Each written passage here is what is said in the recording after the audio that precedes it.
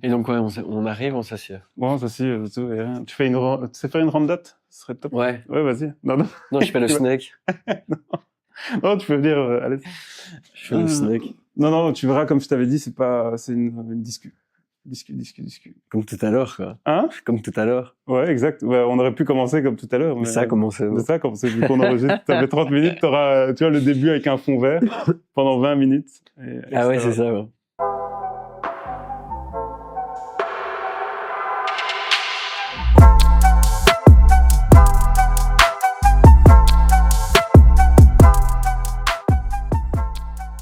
Voilà. Bah, Nico, déjà un grand merci d'être venu. Hein, tu as répondu direct. Je voulais savoir pourquoi tu as autant insisté pour venir dans ce podcast, parce que tu m'as un peu harcelé. Hein. Bah, tu vois qu'on a un host pareil avec une renommée qui a été un des entrepreneurs le plus inspirant. Non, l'entrepreneur le plus inspirant. Ouais, tout à fait, oui. Pas refusé, ça. Il y a un aura, je t'ai dit, peut-être que je vais apprendre. Voilà, c'est exactement. Ouais. Est-ce qu'on s'était déjà rencontrés avant Entrepreneur Inspirant ou pas? Ouais, on s'était rencontrés. Ouais, mais vite fait, en fait. Hein. Vite fait. Ouais. Et puis, il y a eu le repas Entrepreneur Inspirant. Et puis, où là, Jonathan, toi et moi, ça a commencé à partir un peu en cacahuète. C'est là que tout a commencé, quoi. Tout a commencé, en effet, ouais. J'avoue. J'aurais voulu, allez, tu vois, dans tous ces podcasts, j'essaie de comprendre une chose que j'essaie de mettre en avant, c'est un peu ce qui fait un entrepreneur. Tu vois, vraiment cette fibre, parce qu'on n'est pas câblé pareil. Ouais. Parce qu'on est un peu plus fou, j'en sais rien, mais on n'est clairement pas câblé pareil. Ouais. Et je voulais commencer par revenir à la source. Est-ce que tu te rappelles le moment où tu t'es dit où tu étais, avec qui tu étais, où tu t'es dit putain, faut lancer un truc, on y va, go. Et tu vois, t'as ce mélange un mélange d'ego, d'ambition, tu vois, vraiment un effet bizarre qui te fait que tu te dis, tu commences à croire, de dire, bah, je peux faire mieux que n'importe qui, en fait. Est-ce que tu te rappelles de ce moment clé? Mais le moment, c'est difficile à dire, dans la mesure où je suis pas du tout venu d'une famille d'entrepreneurs, quoi, tu vois. Mais j'ai toujours eu un parcours d'entrepreneur dans toutes les choses que j'ai fait dans mon enfance, etc. Tu vois, genre, que ce soit dans les mouvements de jeunesse, au scout, que ce soit à Solvay, où j'étais impliqué dans les assos jusqu'à être président du cercle, etc. Et à ce moment-là, mes parents me disaient genre, mais qu'est-ce qu'on a fait pour que, enfin, d'où ça sort, et aucune idée, tu vois. Pourquoi tu deviens entrepreneur? Qu'est-ce qu'on t'a fait? Tu pourrais pas prendre un job un peu classique, avoir ta mini, avec des rétros avec des rétros comme tout le monde et tout. Ouais, exact. Et en fait, je sais pas trop, j'ai l'impression que c'est plus dans la continuité de se dire, tu vois, pour moi, c'était assez logique de dire, t'es dans les mouvements de jeunesse, t'es devenu chef, t'as créé des activités pour les autres, tu vois, de faire fonctionner ton cerveau, etc. En créant de la valeur pour les autres. Puis t'arrives à l'UNIF, tu te dis, mais en fait, c'est trop cool, j'ai bien aimé faire ça, comment est-ce que je peux retrouver ça? Je suis dans les mouvements de jeunesse, enfin, j'étais dans les mouvements de jeunesse, j'arrive dans le cercle, et puis, tu sors un peu, c'est la fin de l'UNIF, tu te dis, ouais, qu'est-ce qui va se passer? Est-ce que je postule ou pas? Et en fait, tu te rends compte que t'as une espèce de flamme à construire, quoi. Enfin, moi, je me prétends, je dis souvent que je suis born to build, et c'est un truc que j'adore faire, c'est partir from scratch ou partir d'une idée initiale et de le construire. Et le moment charnière, ça a été juste se dire, ok, on va tenter le truc. Il y avait, on va continuer à builder. On se réunissait dans cette chambre d'étudiants. On va commencer à brainstormer des idées. Et on a quand même fait un entretien d'embauche à l'époque, chez EY.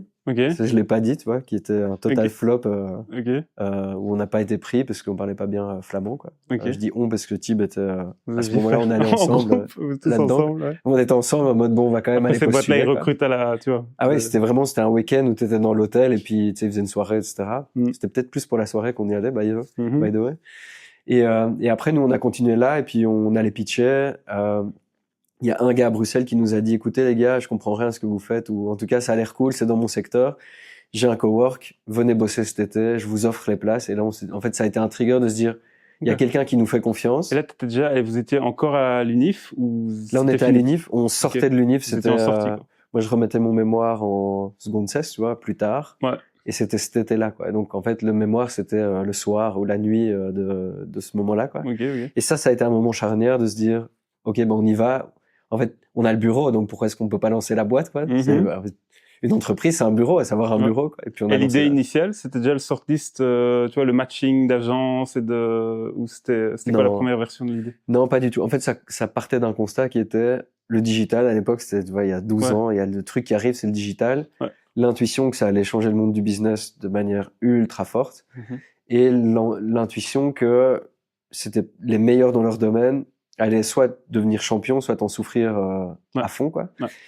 Et que le monde allait être globalisé, etc. Et nous, ce qu'on voulait, c'est accompagner ces boîtes qui sont ultra talentueuses dans cette digitalisation. Ça a pris plusieurs formes. D'abord, nous, on faisait du conseil, donc on allait, on prenait le bottin pour prospecter. On a parlé de prospection tout à l'heure. On allait voir des boîtes et on leur disait, ok, vous avez un problème d'acquisition, de rétention, peu importe. Et on pense qu'on peut y voir clair sur qu'est-ce que vous devez mettre en place. Ouais. Au début, nous, on le faisait nous-mêmes. Il y avait ce cachet un peu jeune de l'UNIF qui sort, ok, digital, je vais leur faire confiance. Et au fur et à mesure, nous, on trouvait des prestataires derrière qui faisaient... qui délivraient. Et à un moment donné, on s'est rendu compte que, entre-temps, Charles, il avait démissionné de son job, de son fameux job avec sa voiture de société. Il nous avait rejoint pour créer une boîte tech. Et en fait, il faisait pas beaucoup de tech parce qu'on faisait du conseil, tu vois. Et donc, à un moment, il disait, les gars, moi, j'ai démissionné. Il n'y a pas de produit à construire. À un moment, est-ce qu'on construit un produit ou pas, quoi? Et nous, on se disait, ok, on est là, on veut penser big, on veut penser international. C'est bien de faire du conseil, c'est vraiment formateur. Mais si on veut vraiment avoir un impact plus global, il faut construire un produit. Et c'est là que la mise en relation, en fait, ce qu'on faisait à la mano, on a décidé de le mettre sur une plateforme. D'abord, ça a été tout le carnet d'adresses de le mettre sur une page HTML, quoi. Puis la page HTML, on s'est dit, c'est bien, c'est le Brabant wallon, c'est Bruxelles, etc. Qu'est-ce qu'on peut faire? Et là, en fait, on était en train de copier-coller les bottins comme des dingues. Et on le faisait, on a créé une grosse base de données, et puis c'est comme ça que ça s'est lancé via le produit, quoi. C'est marrant ce côté à la mano, parce que je me rappelle, allez, on en parlait en intro quand on n'était pas encore dans ce podcast, mais quand moi j'ai commencé à faire vraiment du outbound, j'allais sur Mady Money, je regardais, tu vois, les levées de fonds, et à la mano, je faisais des listings. Et vraiment, je voyais, cette boîte-là a fait une levée de fonds, j'allais sur LinkedIn, je cherchais en mode, il est où le CEO, je vais choper son, tu vois, je créais mon Excel. Ouais. Puis après, tu découvres des outils comme Scrap.io, Phantom Buster, tu vois, des trucs où t'es là, waouh, truc de fou. Ah oui, mais au début, et si tu te remets dans le contexte, il y a 10 ans, c'était pas, non, il y avait personne rien. faisait ça. Non, il y avait rien. Mais par contre, tu regardes les fondamentaux, tu te dis, il y a un gars, je me rappelle, il y a 12 ans, il disait, les gars, vous devez vendre, quoi. On était, ouais, c'est vrai, on a le bureau, ça suffit pas pour créer une boîte, il faut vendre. Et le mec, en fait, les principes étaient les mêmes. C'est, ok, avant, tu prenais le bottin, t'arrivais, tu segmentais. Tu prenais le bouquin des alumni de Solvay, tu sais que c'est des gars qui sont dans certaines boîtes, t'as le bon réseau. Après, ça s'est digitalisé, mais les fondamentaux, tu vois, maintenant, il y a les outils. Et souvent, les gens pensent qu'ils ont les outils et qu'ils vont pouvoir l'actionner, mais en fait, ils y vont pas, quoi. Donc, c'est... Et si je comprends bien, donc, la genèse, c'est que, au début, vous vous êtes juste dit, ok, on va trouver des gens pour les aider à digitaliser. Très vite, tu t'es dit, c'est pas notre taf, donc on va trouver des agences pour délivrer. Donc, tu faisais du lead gen et tu connectais, quoi. Tu faisais du matching.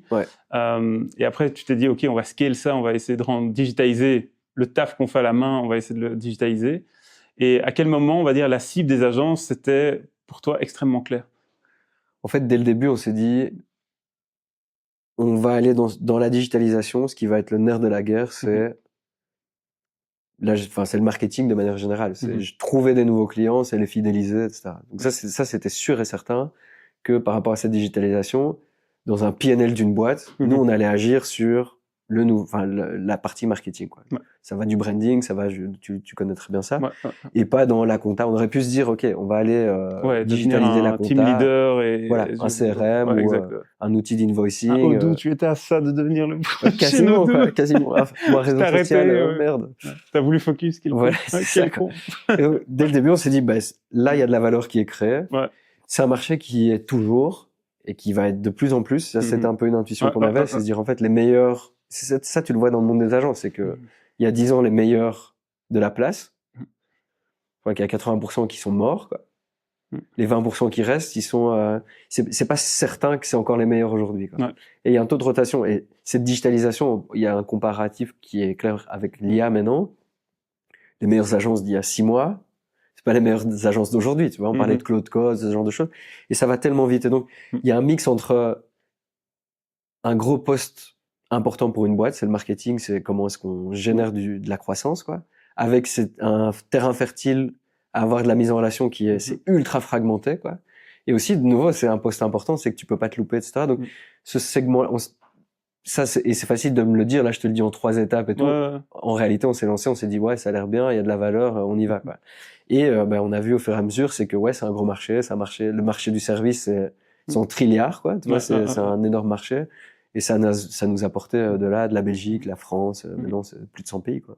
Ce qui est quand même troublant, Et moi, je sais en parler parce que je suis moi-même une agence. Ouais. Mais en parlant avec d'autres agences, moi, ce qui m'a troublé, c'était de voir à quel point la maturité de se vendre soi-même n'était pas élevée. 100%. Ouais. Tu vois, et c'est là où Sortlist, pour moi, a un impact de dingue, parce que Sortlist aide des agences là où ils sont plus nuls à se vendre. Parce que si je fais moi une parenthèse d'un point de vue agence, de ce que j'analyse, de ce que je vois de mes confrères, tu vois, des autres agences, c'est que c'est très inbound. C'est-à-dire, on fait un showreel, on poste et les gens vont venir à nous. Ouais. Et quand moi je parle, par exemple, chez Nemusis, on a un cas particulier de faire du outbound et d'être culturellement très fort en outbound et d'aller nous-mêmes prendre le bottin et d'aller, tu vois, moi je fais encore du call. Demain, toute ma matinée, je vais taper 50 appels. Et les gens se disent, mais putain, t'es CEO, machin. Mais j'appelle d'autres CEO, d'autres boîtes. Et après, les gens ils disent, comment t'as eu ce deal? Je dis, mais ça, c'est la base. Ouais, et malgré toutes les évolutions de technique ou quoi, les basiques restent les mêmes. Si tu augmentes ton ratio, et ça qui est magnifique avec la vente, avec le marketing, c'est juste c'est des échelles de valeur. Allez, c'est des échelles de quantité. Tu vois ce que je veux dire? C'est-à-dire, tu contactes 1000 personnes, que ça soit du mailing, que ça soit du outbound, n'importe quoi. T'en as eu 1000, tu vas peut-être avoir 10 discussions et un deal. Mais dès que t'as ça. C'est funnel, quoi. Ouais, c'est un funnel. Dès que t'as ton funnel, tu te dis, bah, il m'en faut 10 000 de plus. Et là, j'ai mes 10 deals. En fait, tu vois, 100%. Et moi, ce que j'ai envie de dire, c'est que il y a 80% des prestataires de services et des agences fonctionnent, c'est la fête ou la famine, quoi. J'appelle ça, c'est le cycle de la fête ou la famine. C'est soit j'ai trop de clients, j'en peux plus, j'ai trop de bouche à oreille, etc., j'en peux plus. Et c'est un moment T, mais 2 semaines après, c'est la famine, quoi. Parce que il y a pas il y a pas ce que tu dis du funnel et donc il y a pas cette prédictabilité de ce qui va arriver, quoi. Ça c'est un premier point. Ça c'est 100% ce qui fait que Sortlist aura toujours une passe. Ça, je te le dis. Mais je pense, et ça c'est pour ça qu'on équipe de plus en plus. Mais il y a un autre point, c'est que vous avez un gros succès maintenant. Je crois que tu vois, vous êtes là depuis des années, ça marche de mieux en mieux, à l'international, etc.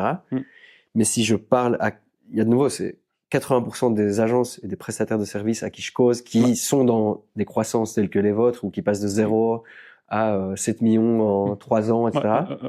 Il y en a pas un qui fait pas de la prospection, de l'outbound, etc. Par contre, l'image que tu as quand tu les regardes, c'est ils ont un aura, etc. quoi. Et donc tout le monde, tous ceux qui les regardent se disent, ok, c'est parce que ils postent, ils font du bon inbound, ils font du bon contenu, etc. La réalité, c'est ce qui se passe en coulisses, qu'ils vont jamais révéler, parce qu'en fait, c'est ça la secret sauce. La secret sauce, c'est, bah oui, il faut utiliser les bons outils, il faut avoir un flux constant, parce que tu sais que passer de la fête à la famine, ça peut te tuer, quoi. Je vais rebondir sur ce que tu dis, parce que nous, on a un mantra chez Nemusis qui est de dire, mais c'est assez connu, je sais pas de nous, mais c'est de dire le succès se cache dans les actions que tu évites. Et 100%. Qu'est-ce que tu évites? Et quand moi je parle avec d'autres potes d'agents, je dis, en ce moment, qu'est-ce que tu évites? Tu vois, quand moi je leur dis, fais du call. Prends ton téléphone, avoir un listing de 100 CEO, 100 responsables marketing, ça se fait comme ça, en 10 secondes. T'as tout sur LinkedIn gratos. T'as pas besoin tu dois payer un abonnement, et même des fois, je leur donne un listing. Je dis, mec, attends, je vais sur scrap.io, Sales Navigator, je leur sors un listing comme ça. Et je dis, maintenant, t'appelles. Mais le passage et l'activité, tu vois, de prendre ton téléphone et taper 100 fois un appel en matin, pour moi, c'est l'activité que tu évites et qui est liée à ton futur succès. C'est tellement facile de se dire, je vais aller faire du branding. Enfin, tu vois, je vais aller faire. Et les gens vous disent, non, post, je vais faire une campagne, je vais faire non, les basiques du marketing, aller à des events, avec tous les basiques, en fait, c'est ce qui marche. 100%. C'est ce qui marche. Et puis le reste, c'est du nice to have. Et le funnel dont tu parles, mais c'est exactement ça. Et tu te prends une agence, n'importe qui. Et même, en fait, la réalité, c'est que c'est pour n'importe quel business. Tu vas avoir un patron d'agence, un CEO, un head of sales. Tu lui demandes, OK, cette semaine, combien de leads, combien de prospects t'as contacté, quoi. Je suis certain, on peut faire le test, quoi. On va prendre 10 agences. Ben, en fait, il y en aura peut-être 2 sur 10. Et généralement, c'est celles qui performent le mieux, qui vont savoir le chiffre. Et donc, c'est la même chose. J'écoutais l'ancien Chief Revenue Officer de Snowflake. Snowflake, c'est un SaaS, un software, côté croissance de malade, etc. Il disait, quand il interviewait des sales, les meilleurs sales, et qui parlaient de leur carrière, quoi, il disait, en fait, je m'en fous qu'il soit passé dans une boîte, la boîte a fait faillite. Je veux lui causer, et je lui demandais, quand je lui demande quels sont les deals qu'il a le plus aimé, il s'en rappelle. Tu vois dans ses yeux qu'il s'en rappelle.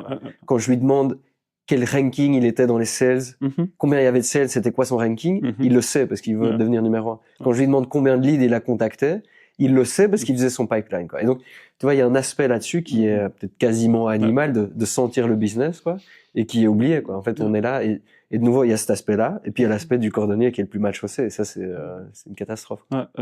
Mais j'écoutais, vu que tu fais référence, j'ai écouté un podcast du fondateur de Koto, qui est une magnifique agence de branding dans les meilleurs dans le monde, et le gars expliquait, il disait, depuis day one chez Koto, là maintenant c'est une boîte pour, je vais pas dire de conneries parce que toutes les meilleures agences, je les mélange tous, mais Koto, je crois qu'ils viennent, ils ont bossé avec Google, Gemini, c'est eux qui ont fait tout le branding, et même ils ont un partenariat, petite start-up, petit projet. Non, mais tu vois, ils sont le partenaire design de Google. Tu vas sur leur site, il dit partnership, long term partnership, c'est eux l'agence Google pour tout ce qui est créativité. Ton objectif, ça. Donc, Working on it. Working progress.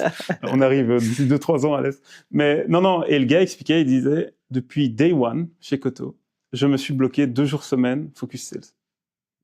Et on peut pas me booker quoi que ce soit, c'est sacré. Le mardi, jeudi, sales. C'est la base. Et c'est genre, sales égale lead gen, tu vois, faire du biz dev, event, conférence, tout ce qui peut ramener des discussions. C'est 2 jours. Tu parles avec beaucoup d'agences, aucun. Et même souvent, les agences sont lead par des créas. Ouais. Et ils essayent de sortir du sales le plus vite possible. C'est quasiment un principe, hein. Tu vois, de dire non, moi je touche pas à ça, j'ai pas besoin, le travail va rayonner. Quoi. Alors que pour moi, être un partenaire d'une boîte, et là je parle même plus agence, hein, partenaire d'une boîte, tu dois avoir un impact business. Ouais. D'une manière ou d'une autre. Toi, aujourd'hui, dans ta boîte de shortlist, tu n'es pas un closer, mais tu dois ramener limite de la vente stratégique au niveau macro. Tu dois shape le produit, la boîte, pour qu'elle se positionne pour amener d'autres deals. 100%. Mais tu dois avoir un impact business. Mais 100%. Et c'est pas juste, t'as ton produit qui est prédéfini et tu vas le vendre. Non. C'est les insights que t'as. Exact. En fait, et ça, c'est un truc que j'ai appris à la dure. Tu vois, nous, on sort de... T'apprends toujours à la dure, ce genre de truc. De toute façon, tout à la dure. Mais tu vois, genre, quand tu sors de l'UNIF, de business school, et que t'as l'impression que t'es une star parce que t'as vu les meilleurs profs et tout, et qu'on te dit number one business school. On t'a appris le SWOT, pétaf. On t'a tout appris. Avec mon SWOT, tu vas tout SWOTer, quoi. Je vais tout SWOTer. Et que tu sors dans la rue et que tu penses avoir la meilleure solution possible et que tu te prends des battes des clients qui te disent OK, c'est pas bon. Il y a une grosse leçon d'humilité. Et je pense que ça, tu l'apprends à la dure, c'est que c'est dans ces moments-là, si t'es un minimum compétitif, et tu l'as dit, tout le monde n'est pas fait pour entrepreneur parce qu'il faut s'en prendre des coups de batte de baseball, quoi. Si t'arrives, et c'est là la compétence aussi, c'est que t'arrives à capter qu'est-ce qui va pas et que t'as la faim pour te dire OK, ben en fait j'ai pas d'ego et la dalle en fait, c'est 2 ingrédients. Mais t'apprends tellement parce que tu modifies ton offre, tu modifies et tu vois dans le business du service, c'est la même chose, c'est est-ce que ce que je vends tout le monde s'en fout, est-ce que je vends à la mauvaise personne, etc. Tu le sauras pas si tu le fais pas toi-même. Et donc tu vois, je pense qu'il y a beaucoup aussi et c'est le cas même, le plus gros piège de boîtes qui sont à des agences, peu importe le business, qui arrivent à 5 millions parce qu'ils surfent une bonne vague, ça aussi, ça, tu vois. Aujourd'hui, c'est l'influence. Avant, c'était les socials. Ils arrivent parce qu'ils surfent la bonne vague. Et l'entrepreneuriat, c'est ça, c'est ton exécution sur la bonne vague. T'es au top. Tu restes dans ta tour d'ivoire de dire, OK, ben, maintenant que je suis là, j'ai pas besoin de sales, etc. Et tu vois des crashs, mais, assez dingues de boîtes qui montent ultra rapidement à 5 millions et puis qui, en fait, 2 ans après, sont mortes, quoi. Moi, j'aime bien dire, bon, c'est un peu cliché, mais j'aime le dire, que pour moi, les plus grands winners sont les plus gros losers. Juste en toute transparence, je te le disais avant de rentrer, l'année passée, nous, on a fait 1.3. Mais si je te montre maintenant le pipe de deals perdus, on était à plus de 3 millions.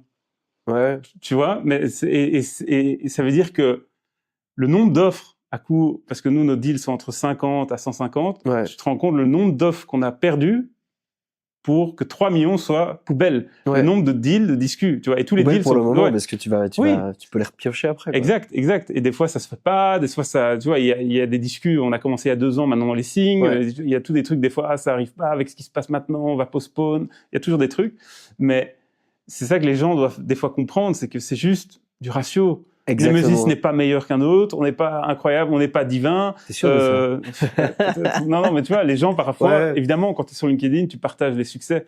Mais derrière 1,3 million, t'as beaucoup plus de lose, en fait. 100%, tu vois. 100%. Et ça, les gens captent pas. Le truc du ratio, c'est ce que tout le monde doit capter. Mais je pense pour n'importe quel business, c'est ça, quoi. Tu vois.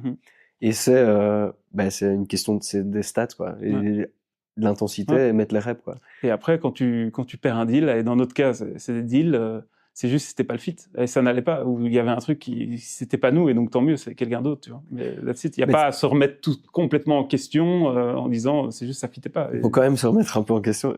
Ouais, mais un tout petit peu. Non, mais tu dois apprendre. Tu dois poser la question, dire est-ce qu'on peut savoir pourquoi, juste avoir un feedback, etc. Là, tu vois, dernièrement, on était dans un pitch face justement face à Koto et Bruno, l'agence Bruno à Paris, qui est une putain d'agence aussi. C'est pas eux qui ont fait PSG et tout, non? Si, je pense. Ouais. Mais Bruno, ils ont fait des dingueries. Hein. Ouais. C'est vraiment une agence qui a 10 ans et qui pète tout. Et je crois qu'ils ont un putain de podcast aussi. Ouais. Et on était en compète avec eux. Et on a complètement loupé notre scoping call, machin et tout. Et le CEO, qui est un mec assez connu, ils sont en train de faire une fusion pour 30 millions et tout. Il m'a dit, je suis chaud de jumper dans un call avec toi pour t'expliquer. Je dis, mec, j'adorerais.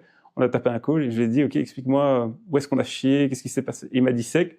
Et puis j'ai dit, putain, j'ai compris. Je dis, vu que je savais que tu étais en fusion, j'ai anglais toutes mes questions. Et tu vois, même pas une offre, on n'était pas encore dans l'offre. Dans mon scoping call, j'ai anglais tout là-dessus. Ouais. Et il me dit, t'as tout à fait raison, c'est en effet mon plus gros stress. Mais là, aujourd'hui, nous, on a un niveau où je cherchais juste une putain d'agence qui allait abattre du design. Ouais. Et toi, tu m'as parlé de culture, tu m'as parlé de trucs, et je me suis dit, non, c'est pas ça que je cherche. Mais tu vois, ça, limite, t'as envie, t'aurais payé le gars pour qu'il t'explique ça, tu vois. Et c'est ça qui est, qui est et ton ego, mais en fait, t'en fous. En fait, c'est pas grave. Ouais, t'apprends, hein. Mais tu sais, pour revenir à cet objectif-là, pour moi, il y a le funnel.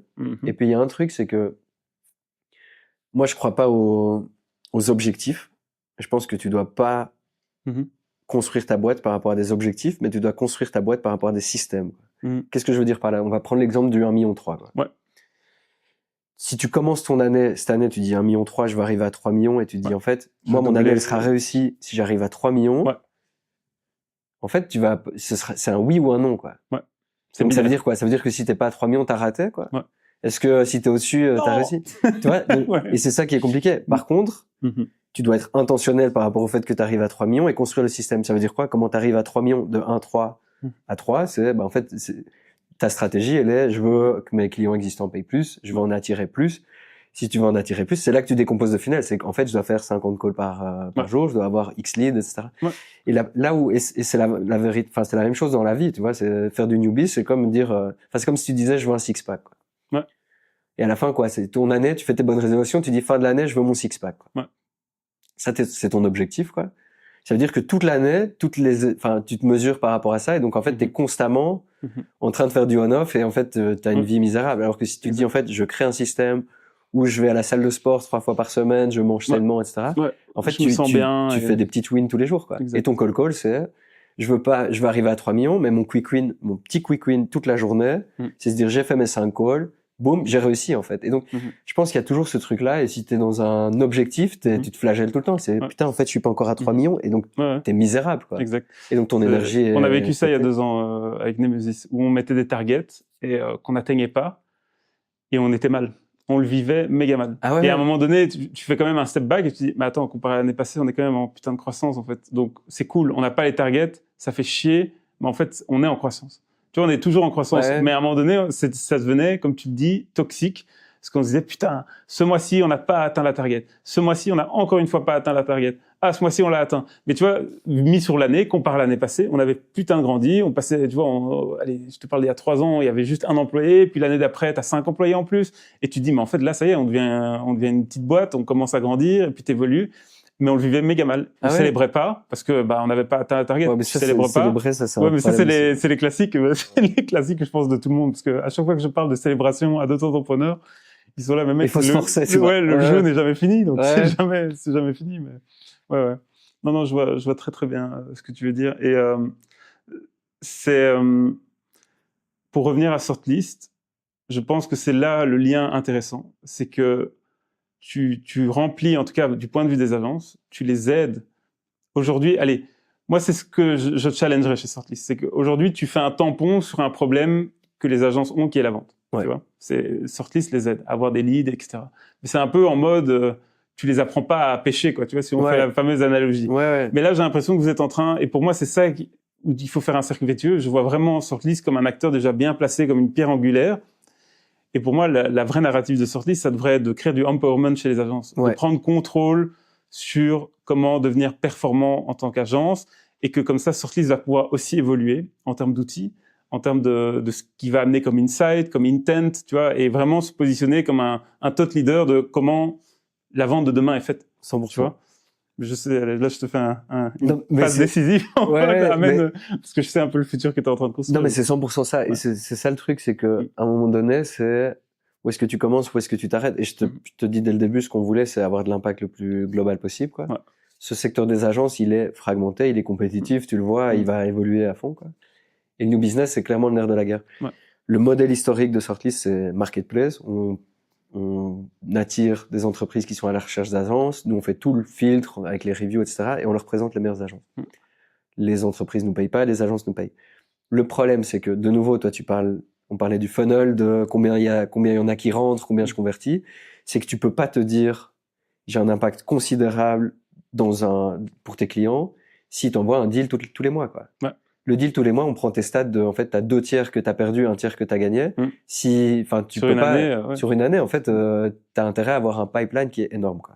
Et donc là, il y avait une restriction qui fait que, déjà, t'es limité par ton nombre de clients, mais si tu fais un peu de l'import-export de trafic, donc en fait, t'es toujours capé. Si tu veux faire x10, t'espères faire x10 de trafic sur Google, quoi. Et puis après, pour tes clients, t'es pas indéboulonnable. En fait, t'as des alternatives. Est-ce qu'il vaut mieux faire un event, être speaker on stage, nous parler d'un event, ou prendre un abonnement qui va te ramener tous les mois un lead. Même si les leads, tu vois, ils sont ultra bien qualifiés, etc. Tu restes sur un numbers game. Et donc le shift qu'on a fait quand j'ai repris le rôle de CEO en juillet, c'était de rebâtir la stratégie sur les fondamentaux, qui est aujourd'hui une agence, pour être la plus compétitive possible, pour grandir le plus possible. Qu'est-ce qu'elle a besoin? Elle a besoin évidemment de leads qui tombent, elle a besoin de plus de visiteurs qui voient leur site web, etc. Mais elle a besoin d'outils, et tu as mentionné certains outils. Et ça, c'est le shift qu'on fait. Donc aujourd'hui, on est capable de capter quelle entreprise est à la recherche de tes services. Donc par exemple, on voit Decathlon, on a 600 000 visiteurs par mois pour le moment. Ouais. Tu vois Decathlon qui est à la recherche de branding, parce que l'IP de Decathlon a été détecté sur meilleures agences de branding à Paris, New York, peu importe, quoi. On t'envoie le signal et on te dit, OK, chez Decathlon qui achète du branding, on passe notre moulinette, on te dit, vas-y, contacte Sydney chez Decathlon, il va pouvoir te faire ça. Donc ça, c'est le point. Et puis après, en fait, tu as des signaux sur LinkedIn, tout le monde qui parle de branding, les gens qui adorent les campagnes, les gens qui posent des questions, etc. Donc l'idée, effectivement, c'est de prendre un maximum d'intent pour que ton sales ou toi-même puisse tous les jours avoir du travail à faire, pour mettre les reps dont on parlait, quoi. Ouais. Et donc tu te connectes tous les jours, c'est mon système, il est bâti pour qu'à la fin de la journée, toi, en l'occurrence, passer d'un point 3 à 3, certains de nos clients de passer de 5 à 10, peu importe l'échelle où t'es, mais de, tu vois, casser un peu le hurdle. Enfin, je vais parler beaucoup de franglais, je sais pas si ton audience, c'est OK. J'ai pas encore d'audience, ça va sortir, on verra, elle va s'adapter. Et donc, c'est ça le truc, c'est se dire comment on passe et parfois t'as des créatifs qui veulent pas faire le call, se dire en fait, on va faire tout le travail pour que ce soit le plus simple possible, pour que les créatifs puissent continuer à être créatifs. Et c'est ça le truc, c'est que je dis souvent aux agences, genre, let them cook, quoi. Concentre-toi sur ce que tu fais de mieux. Parfois, c'est pas le new business, rendons ça facile, etc. Et donc ça, c'est un vrai shift qui se passe et qui pour nous a été ultra important, parce que pendant 10 ans, on a fait la marketplace, la mise en relation, et là, on passe à créer les meilleurs outils pour aider ces boîtes de services à générer un flux entrant qui est consistant.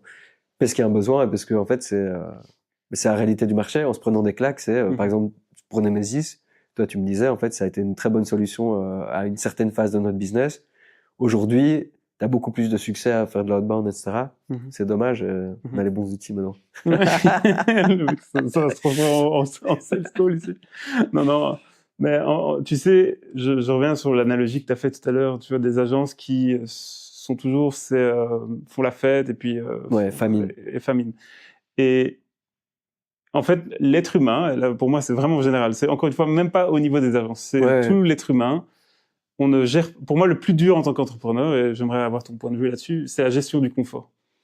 Pour moi, c'est le pire ennemi. En tout cas, j'ai appris avec le temps que c'était mon pire ennemi, parce que quand tu débutes en tant qu'entrepreneur, tu te dis, j'ai envie d'atteindre ce niveau-là, et là, on sera cool. Et en fait, tu te rends compte qu'à chaque fois que tu arrives dans des zones de confort, tu te ramollis, tu lâches la pression.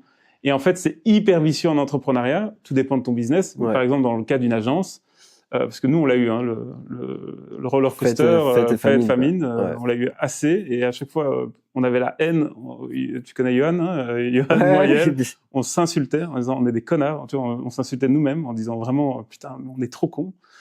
Comment ça se fait qu'on se retrouve encore dans cette famine et tout, c'est de notre faute, etc. Et le point que je voulais amener, c'est que en tant qu'entrepreneur, la gestion du confort est le pire ennemi. Parce que c'est là où tu lâches tout. Et le côté cercle vicieux, c'est que dans notre cas, nous, si maintenant, moi, je lâche la pression maintenant, c'est pas la semaine prochaine que je suis dans la merde. Ah oui, C'est dans 6 mois. Hein. Ouais. C'est dans 6 mois. Et c'est ça qui est vicieux. Parce que quand tu te retrouves dans 6 mois dans la merde, pour remonter la pente, parce que nous, dans le cas d'un branding, un cycle de vente, c'est 3 à 6 mois. Ouais. Donc, t'es baisé. Mais quand tu vends des packages 50, 100K, bon, évidemment que ça va pas se vendre en mode e-commerce. Et donc, tu te retrouves en 6 mois et tu te dis, merde, mon pipe s'est vidé. Parce que, en effet, comme tu dis, à un moment donné, là, en ce moment, et c'est ça que je te disais juste avant, c'est que là, on est dans un pipe où même, alors, on n'a jamais été en retard sur les offres. Là, on commence à avoir du retard à donner des offres. Donc, ce qui est génial. Alors que t'as de l'IA dedans, mais qui peut t'aider, là où l'année passée, où il y a 2 ans, on aurait switché en mode, maintenant, jump, aider en opérationnel. Là, on a fait complètement l'inverse. On a dit, OK, là, on est vraiment, tu vois, on est en train d'inonder. On double down. Donc, si tu bloques 2 jours, tu focuses, tu amènes encore plus de discus. Parce qu'en fait, c'est ça où, quand tu es une agence de service, tu dois passer par pour péter des plafonds de verre, tu dois passer dans des problèmes opérationnels. En disant, on a trop vendu. Tu vois, j'ai trop vendu. J'ai un problème opérationnel que je n'arrive pas à arriver. Est-ce que toi, dans ton domaine, c'est pareil ou pas? Ouais, je pense t'as toujours cette zone de confort qui est problématique. Moi, ce que je vois, c'est, il y a 2 notions. Il y a toi en tant qu'entrepreneur et ton drive, etc. Et puis il y a la notion de l'organisation qui doit s'adapter. Dans nous, l'organisation qui doit s'adapter, la zone de confort, quand tu lèves des fonds et que tu dois y aller et que tu brûles du cash pour étendre, naturellement, t'es jamais vraiment dans cette zone de confort. Parce que nous, on a fait le seed à 500 000, puis la série A à 2 millions, et puis la série B à 10 millions. Et à chaque fois que tu es dans ce système-là, donc dans ce jeu-là, jeu au sens noble du terme, tu lèves des fonds avec un horizon de je dois délivrer, je dois ouvrir autant de marchés, je dois faire autant de chiffre d'affaires. Un roadmap, et puis après, on va faire une autre levée. Ça, du coup, en fait, t'es jamais dans une zone de confort parce que tu as un plan, tu l'as délivré, tu l'as vendu. La valorisation de ta boîte, elle dépend de est-ce que tu arrives à le faire de ce ou plan, pas, quoi. Et donc, et si tu te loupes, une étape, ben, tu remets tout en cause. Donc, assez naturellement, cette zone de confort, elle n'existe pas vraiment. Si tu regardes le marché, on a eu pas mal de crises. L'avantage, c'est quand tu es là depuis 10 ans, ben, statistiquement, tu as des crises. Quand tu dépends d'acteurs financiers, ben, en fait, à un moment, le marché se retourne, tu dois te retourner. Sorry. T'inquiète. Et donc là, zone de confort, pas très confortable. Après, tu as surtout le point intéressant, et je pense que c'est dans le rôle de l'entrepreneur, et t'en parlais, c'est à partir de quand tu te mets dans une zone de confort ou pas. Moi, ce que j'ai remarqué au fur et à mesure de la croissance, donc quand on est passé de 4 students dans une chambre à plus de 100 personnes, avec 5 bureaux un peu partout en Europe, c'est qu'on dit tu dois créer des process et tu dois structurer la boîte et toi, tu dois te mettre dans une case et engager meilleur que toi. Ou alors tu restes dans ta case, mais en tout cas, tu restes dans ton couloir et tu bouges pas de là, quoi. Naturellement, ça te met dans une sorte de zone de confort parce que tu es dans ce cadre-là. Toi, tu es un peu câblé pour faire plein de choses en même temps, quoi. Et moi, je l'ai vécu après 10 ans de se dire je suis dans mon couloir, il y a l'IA qui arrive. Je trouve que je suis pas que je suis un peu trop peinard parce que le business, il était contraignant, etc. Mais il faut que je retrouve ce drive, etc. Et là, en fait, je sentais que j'étais tombé dans une zone de confort. Je vois l'IA qui arrive, on a une bonne croissance, etc. Moi, je sens ce qui me drive, on parlait des étapes, mais moi, j'avais l'ambition que Sortlist passe jusqu'à 30 millions de chiffre d'affaires, etc. C'est toujours un truc que j'ai. Mais que si on devait y arriver, c'était pas en étant dans cette zone de confort-là, tu vois. Et donc, là, tu fais des assessments de dire, OK, ma zone d'énergie, est-ce que je veux rewind ou pas? Moi, je sais que par rapport à cette zone de confort, elle me donne beaucoup moins d'énergie que ce qu'elle devrait m'en donner, quoi. Quand j'ai une zone de confort, en fait, mes ondes, elles sont très flat, je suis chill, etc. Et à un moment donné, ma nature, c'est d'être en ultra intensité, quoi. Donc, en fait, je sais assez bien de me dire, en fait, je suis trop dans ma zone de confort, je m'emmerde. Là, en l'occurrence, j'étais là, OK, ben, est-ce que je vais faire quelque chose d'autre? Est-ce qu'on change les choses, etc. Mais je pense que moi, je me sens câblé de me dire, en fait, zone de confort, c'est horrible. Mais effectivement, en fait, le truc, c'est que tu t'en rends compte trop tard. C'est un piège. Et en fait, ça faisait 6 mois que, par exemple, personnellement, j'étais dans cette zone de confort, quoi. Et tu t'en rends compte toujours trop tard, quoi. Donc, et ça, c'est propre à l'humain. Ça, vraiment, hein, pour que ce soit nous, Nemesis, quand on travaille avec des fondateurs, ou là, à travers ce podcast, j'ai l'impression qu'on est tous pareils. Tu l'apprends toujours trop tard. Et c'est comme ça que tu as la leçon. Et ce qui est encore plus con, c'est que tu dois te le bouffer 3-4 fois avant vraiment te dire plus jamais. Tu vois, plus jamais, et que tu as un trauma presque en disant je veux plus revivre ça. Tu vois, vraiment, moi, avec Johan et Yael, on a des moments de la boîte, on s'est fait presque un pacte en disant plus jamais on revit ça, quoi. Tu vois, plus jamais, c'est pas possible. Parce que ce qui t'empêche de dormir, c'est pas putain, on a trop de projets. Jamais. Jamais. Parce que là, si t'as trop vendu, t'as le cash. C'est un jeu, quoi. Tu te dis, ok, merde, il faut recruter vite, machin. Mais c'est cool encore. Tu vois, tu passes des soirées à dire, ok, on va contacter telle personne. On y va. Tu vois, les projets, comment on peut glisser tout et machin. Mais les pires moments, moi, de ma vie d'entrepreneur, c'est quand t'as pas de cash. Quand t'as pas de cash, horrible. Et que tu te dis, toi, bon, je vais me payer en retard, à l'aise, pas de grave. Mais ça, c'est le pire, tu vois. Et ça, tu te le bouffes 3-4 fois et tu te dis à un moment, plus jamais, fini. Et je trouve que c'est compliqué parce que nous, on l'a vécu quand même beaucoup. Tu brûles du cash, t'as ton runway, tu vois, dans les startups, tu regardes, ok, il nous reste combien de mois, et tu peux flipper, tu vois. Il suffit d'un mauvais mois, tu vois, et t'es là, ok, qu'est-ce qui se passe? De faire des choix difficiles et tout, tu vois, pour réduire la voilure. Mais c'est clair que t'as jamais envie de revivre ça. Et souvent, j'adore le truc où tu te dis, on s'en veut à nous-mêmes, quoi. Qu'est-ce qu'on a foutu, Bien etc. sûr. Mais tu t'en veux. Et souvent, c'est assez lié à ça, tu vois. Et nous, on le voit dans le service, enfin, pour les agences, c'est toujours trop tard. J'ai besoin de leads pour demain, quoi. Et c'est tout ce qui te pousse à lancer des campagnes à l'arrache, spammer, des trucs comme ça. Et toi, tu dois le voir aussi en branding aussi. C'est qu'en fait, ça arrive toujours trop tard. C'est maintenant qu'il y a certaines boîtes qui luttent pour leur survie parce que peu importe leur taille, hein, il y a toujours des compétiteurs qui arrivent. Ils ont débloqué des budgets en board. Et donc, ok, on a cette année, on a en marketing 5 millions, 10 millions. Ils sont prêts à les déployer. Et en réalité, c'est pas qu'ils sont prêts, c'est qu'ils doivent les déployer. Et ils sont là, ok, mais en fait, notre marque, elle parle pas à la bonne personne, il y a pas le bon truc, etc. Et c'est toujours trop tard parce que du coup, soit ils prennent 3 à 6 mois, peu importe le temps que ça met. Et donc, c'est un buffer qu'ils peuvent pas encaisser, quoi. Soit ils le font sur une mauvaise base et en fait, t'as des diminishing returns et en fait, ils ont pas l'efficience. Et donc, c'est comment anticiper, mais d'un autre côté, c'est facile à dire, tu vois. Et je pense que ce qui est assez compliqué, c'est que ça demande une capacité de voir à 2-3 ans, tu vois, de vraiment prendre de la hauteur, mais en même temps être dans les tranchées à tabasser. Et je pense que moi, ce que je remarque, c'est qu'il y a des vraies compétences de pouvoir prendre de la hauteur et puis tu vois, zoom in, zoom out, zoom in, zoom out. C'est un muscle que tu dois entraîner de dingue. Et je pense, parallèlement à ça, que tout le monde n'est pas câblé de la même manière. Moi, j'ai des gens avec qui on a bossé, des gens avec qui je bosse encore, qui sont très, très, très à l'aise dans l'opérationnel, dans le day-to-day, qui vont te faire des process exceptionnels. Qui sont carrés, qui sont... Je prends l'exemple, tu vois, Charles, mon associé, c'est Chief COO maintenant, donc c'est lui qui gère tout le cadre. Avant, c'était quoi, CTO, non? CTO, ouais. Et en fait, tout ça, c'est que lui est ultra process, ultra carré, et enfin, c'est un ingénieur, quoi. Tu vois. Et le but, c'est qu'il ramène toute sa clairvoyance par rapport à ça, de ses process, etc., dans le business, quoi. Il est génialissime là-dedans, c'est un génie par rapport à ça, et c'est un truc, quand je compare à ce que moi, je suis capable de faire là-dedans, mais mec, jamais je suis plus désorganisé, etc. J'ai pareil, si je dois des fois délivrer un truc similaire à ce qu'un Yael peut faire en 2 heures, il me faut 2 semaines, tu vois. Et même, ça sera jamais au niveau. En fait, c'est ça le pire, ça sera jamais au niveau. Et c'est ok. Des gens câblés, mais c'est ok. Et en fait, c'est ok si tu t'en rends compte, et généralement, ça te donne pas de l'énergie. Faut juste pas d'ego, faut te dire, ok, chacun ses forces. Et en fait, tu le kiffes pas forcément, c'est pas ça qui te drive de l'énergie. Et c'est ça le truc, c'est qu'à partir du moment où tu fais ça, tu vois, zoom in, zoom out, il est important.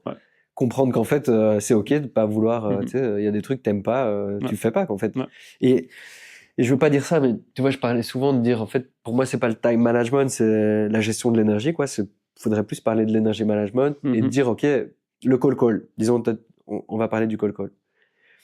Toi, t'es chef d'entreprise, t'as envie de faire du call, tu le fais, mais peut-être que ça te fait kiffer aussi, en fait, et des gens de ton équipe aiment pas le faire. Non, qui aime bien le call? Qui aime bien ça? Mais par après, contre, je le rends chouette, hein, mais t'es obligé. Mais tu le gamifies, mais donc tu vois, t'as un truc où ça devient des blagues téléphoniques, hein, pour certains. Ouais, je t'en fais un, tiens. Mais après, et tu vois, c'est ok, ça te draine de l'énergie. Tu le fais quand même, parce qu'il faut le faire, at the end of the day. Mais à un moment donné, tu sais que c'est important, tu vas pouvoir le déléguer, etc. Exact. Et donc, mais tu sais que c'est pas là que ça donne de l'énergie. Toi, t'es bon en call, Ouais. t'es bon quand tu vois un gars en face de toi, c'est là que tu arrives à lui vendre ce qu'il faut. Tu pourrais vendre n'importe quoi. Ouais. Ok, ben, tu comprends que c'est là que ça te donne de l'énergie, t'as l'impression de jouer et pas de bosser, et puis c'est bon, quoi. Mais je suis à 100% d'accord avec toi, parce que c'est un truc qu'on parle souvent entre nous, entre partenaires, ou même avec nos clients, parler d'énergie. Et c'est pas énergie gourou, tu l'as bien expliqué, on s'en fout, hein, c'est pas qu'est-ce que tu sens dans la nature et tout, tu vois. Non, c'est vraiment... Allez, à un moment, on a capté, tu vois, vu qu'on travaille avec beaucoup de fondateurs pour essayer de capter ce qui drive, ce qu'ils ont dans leur trip, à un moment, on se disait, attends, si tu poses des questions rationnelles pour avoir des réponses émotionnelles, il y a un truc qui bloque. Ouais. Donc, comment avoir une réponse émotionnelle? Ben, il faut des questions qui vont taper dans l'émotionnel. Ouais. Et pour avoir, et là je donne des tips à des gens qui feraient des confrères à nous ou quoi, pour chercher ce qu'il y a dans les tripes de quelqu'un, tu dois venir dans un angle qui a rien à voir qu'un angle. Si je te demande c'est quoi ton why, tu vois, c'est quoi ton purpose, c'est des questions de merde, c'est une mauvaise question, mauvaise réponse. Tu vois. Par contre, si je te demande, Nico, qu'est-ce qui te rend fou dans la vie? Tu vois, qu'est-ce qui qui pourrait te faire péter une case, ou à quoi tu es allergique, tu vois, en termes de compétences, en termes de travail ou dans ton industrie? Qu'est-ce que tu détestes dans l'industrie? Qu'est-ce qui te bouffe de l'énergie? C'est des questions qu'on pose à nos clients. Et en fait, en partant de la négative, c'est plus simple de mettre des mots sur des émotions négatives, en disant je déteste ceci, cela, machin. C'est très facile. Là, ça vient top of mind. Et en fait, tu mets les gens par le négatif, tu sais après rétro-engineer pour aller chercher la root cause de... En fait, si c'est ça qui te rend fou, c'est ça ton combat, en fait. Et donc, si tu shifts ça en disant, si c'est ça ton combat, on est d'accord que t'es drivé alors à ce output. Et là, tu trouves une raison d'être, tu vois, mais jamais tu dis, au début, tu vois, il y a 5 ans, on était, c'est quoi ton why et tout, on avait vu Simon Sinek, on posait des questions de cons. Et puis, à la fin, on a commencé à dire, en fait, il faut faire des soirées avec les CEO, les fondateurs, et en fait, partager. Juste pour créer un clic. Et souvent, ce qu'on fait, moi, Johan ou Yael, on partage, nous, un moment de vie où on a eu notre déclic d'entrepreneur. Et moi, je dis, et je frame, tu vois, tout est dans le framing. Tu dis à la personne, tu dis, je vais parler pendant 5-10 minutes, je vais parler de ma vie et tout, et je veux que tu me coupes vraiment sec à un moment donné où tu dis, putain, je vois ce que tu veux que je partage. Tu vois, et on le frame, et donc on est chez la personne. Mais t'as inventé ça ou tu dis genre... Non, on l'a construit, parce qu'à un moment donné, on est très, tu connais Johan, Yael et moi, on est très brutal et honest. Et à un moment donné, moi, je me rappelle d'un soir, on était avec un CEO d'une assez grosse boîte, qui avait fait une $1 billion compagnie en France et qui relançait un nouveau projet. Et ça se passait pas, on n'arrivait pas à gratter, parce que on sait ce qu'on cherche, mais on sait jamais l'axe ou la forme de comment... Pendant le meeting, tu veux dire, pendant le repas. Pendant la soirée, tu vois, on était dans la soirée chez lui, machin, on discutait. Et je voyais, on avait bien préparé, on avait des bonnes questions et tout, mais c'était trop rationnel. Et à un moment donné, j'ai cassé le script. J'ai dit, OK, stop, c'est pas ce qu'on cherche. Là, t'es en train de répondre à des trucs, mais c'est pas ce qu'on cherche.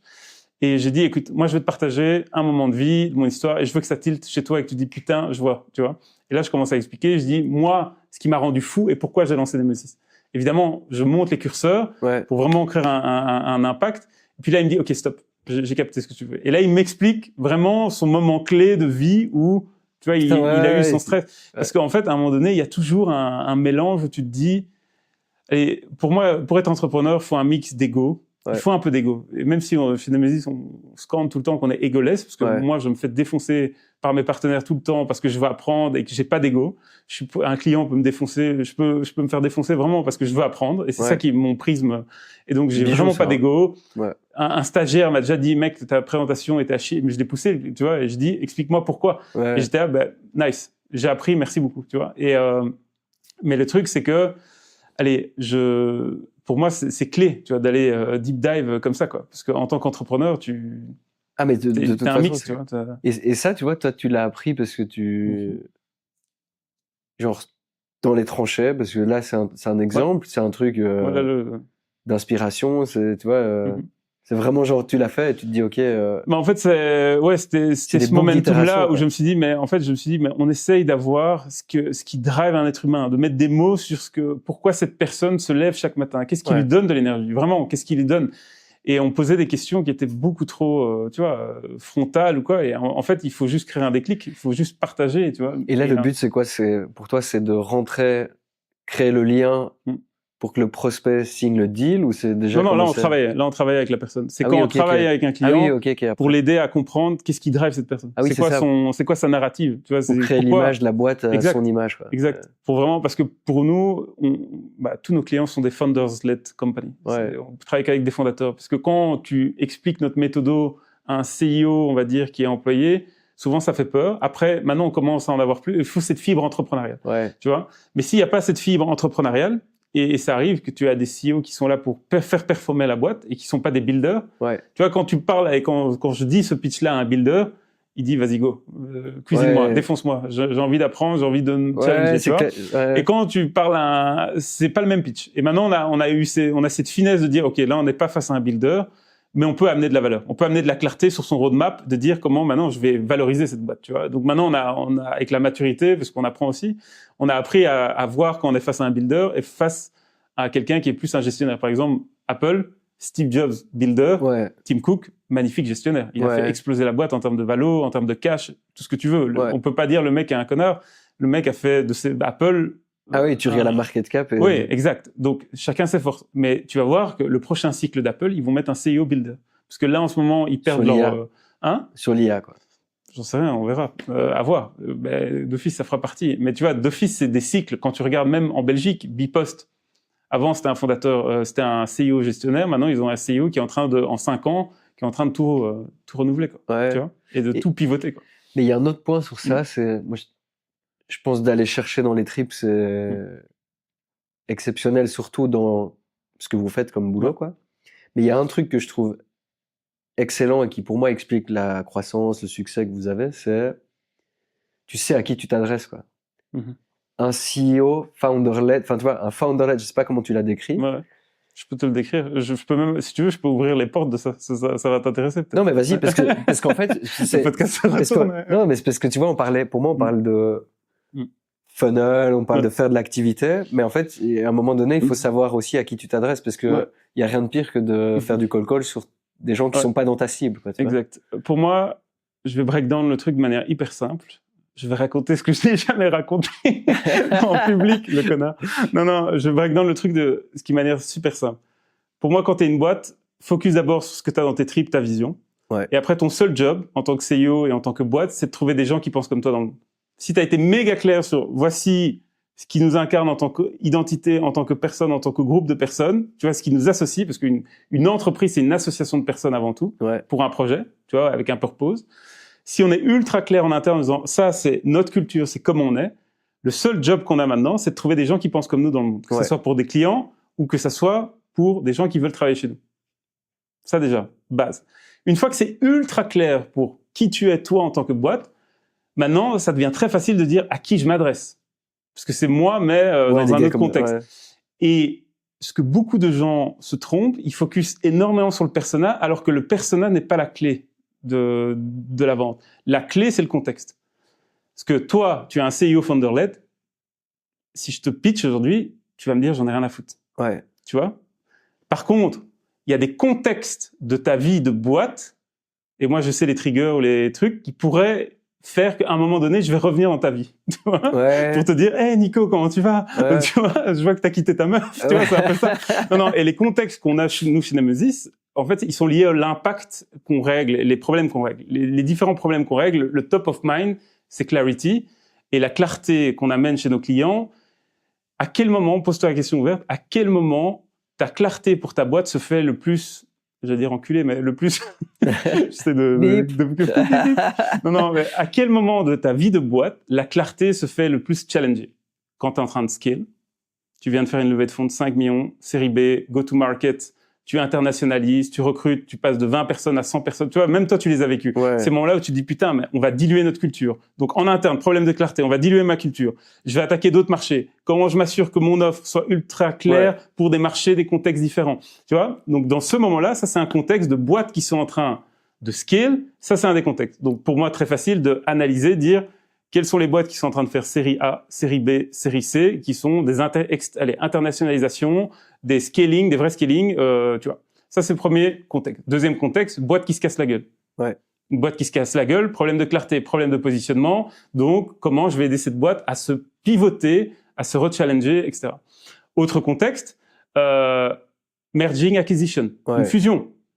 Deux fusions, deux cultures, problème de clarté. Encore une fois, c'est tout le temps le même problème. Hein. C'est toujours, je règle même, c'est la même vis. Hein. Tu vois, mais c'est juste que des contextes au sein d'une boîte vont créer la même solution.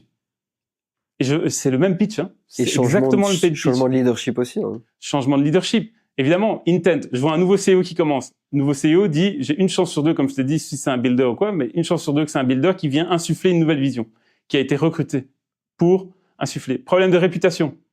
On en a des clients. Ils ont problème de réputation.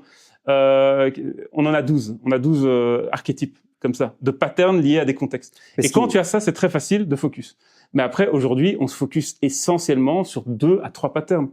Tu vois, parce que je peux pas commencer à taper shotgun dans tous les sens, ça prend trop d'énergie. Et il y a des patterns qui sont plus facilement analysables que d'autres en termes d'intent. Ce qui est dingue, c'est qu'en fait, tu as fait ce boulot-là en termes de clarté. Tu parlais de clarté. Après, tu vas me dire, c'est mon job d'apporter de la clarté aux autres. Mais là, pour le coup, on n'est pas les cordonniers les plus mal chaussés. Nous, on s'est dit, on doit être le top class. Mais en fait, t'as les fondamentaux que, je crois, 95% des boîtes n'ont pas, quoi, en termes de newbies. Et c'est vrai que je trouve que l'ICP, elle est très, bah oui, je sais, moi je te l'ai dit tout à l'heure, ça c'est mon ICP, etc. Mais il n'y a pas le momentum, quoi. Et le momentum, il est vachement clair. Ça dépend des produits, évidemment. Mais quand tu vends du service, c'est un peu comme quand tu recherches un bien immobilier, c'est tous les X, quoi.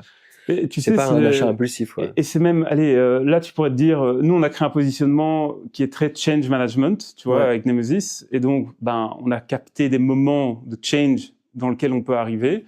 Et il y a d'autres éléments clés. Si j'étais demain une agence qui fait du content marketing, c'est très facile aussi de trouver des moments clés. Tu vas voir tout le fashion. Fashion, c'est très cyclique. Tu as 2 à 3 collections par an. Donc, il y a des shootings, il y a les backstage des shootings, il y a, tu vois, tous des moments de vie où tu as des créations de contenu à faire. T'as une boîte qui fait, je sais pas moi, qui gère des salons, tu vois, genre un Easy Fair ou un truc comme ça. T'as aussi un calendrier. Le contenu doit être au service d'un calendrier marketing, business. Et donc, c'est très facile, tu vois, quel que soit ton type d'agence, de penser moment. Contexte, 100%. Et de dire, attends, si j'arrive, en fait, tu dois juste te dire, les gens qui font du porte-à-porte, qui veulent te vendre un putain d'aspirateur. Bon, là, c'est vraiment cliché parce que ça fait longtemps, je crois qu'on n'a plus eu quelqu'un qui fait du porte-à-porte pour, tu vois. Mais si tu toques à la porte au moment où ton Dyson vient d'exploser dans tes mains et que tu as quelqu'un qui arrive à ta porte en disant, hey, je suis vendeur d'aspirateur en porte-à-porte. Momentum génial, tu dis putain, tu tombes à pic. Oui, je te le prends. Mais en fait, c'est ça la bonne vente et c'est ça que les gens ne comprennent pas. Et moi qui n'étais à la base, un peu comme tu disais tout à l'heure, la vente, tu vois, vendeur de tapis. Non, en fait, c'est un des plus beaux métiers du monde. C'est en fait une bonne vente, c'est tu réponds à un problème qui est lié à un contexte. Et c'est pour ça qu'il n'y a pas à se stresser comme un dingue quand tu essaies de vendre. Tu essaies d'écouter, tu fermes ta gueule. Et ça, c'est Yoann qui parle. Il me dit, quand il m'a appris à bien vendre, il m'a dit, ferme ta gueule, écoute. Ne parle pas, pose des questions, comprends la personne en face de toi. Et si tu peux l'aider, là tu speak up. Si tu ne peux pas l'aider, tu dis, écoute, tu devrais parler à un tel, tu devrais voir un tel. Moi, et après tu donnes une clarté sur le jour où tu vis ce moment-là, là tu viens chez nous. Et il y a des clients, genre je te parlais d'Abyssal tout à l'heure, c'est une boîte avec qui on a bossé chez Station F. Je l'avais rencontré 3 ans avant qu'on signe. Et le jour où on s'était rencontrés, il était là en mode, putain, je kiffe machin, Nemesis. Et en fait, on était tous les deux arrivés à un moment, on se kiffe. Tu vois, il y a un human fit, mais il n'y a pas de business fit.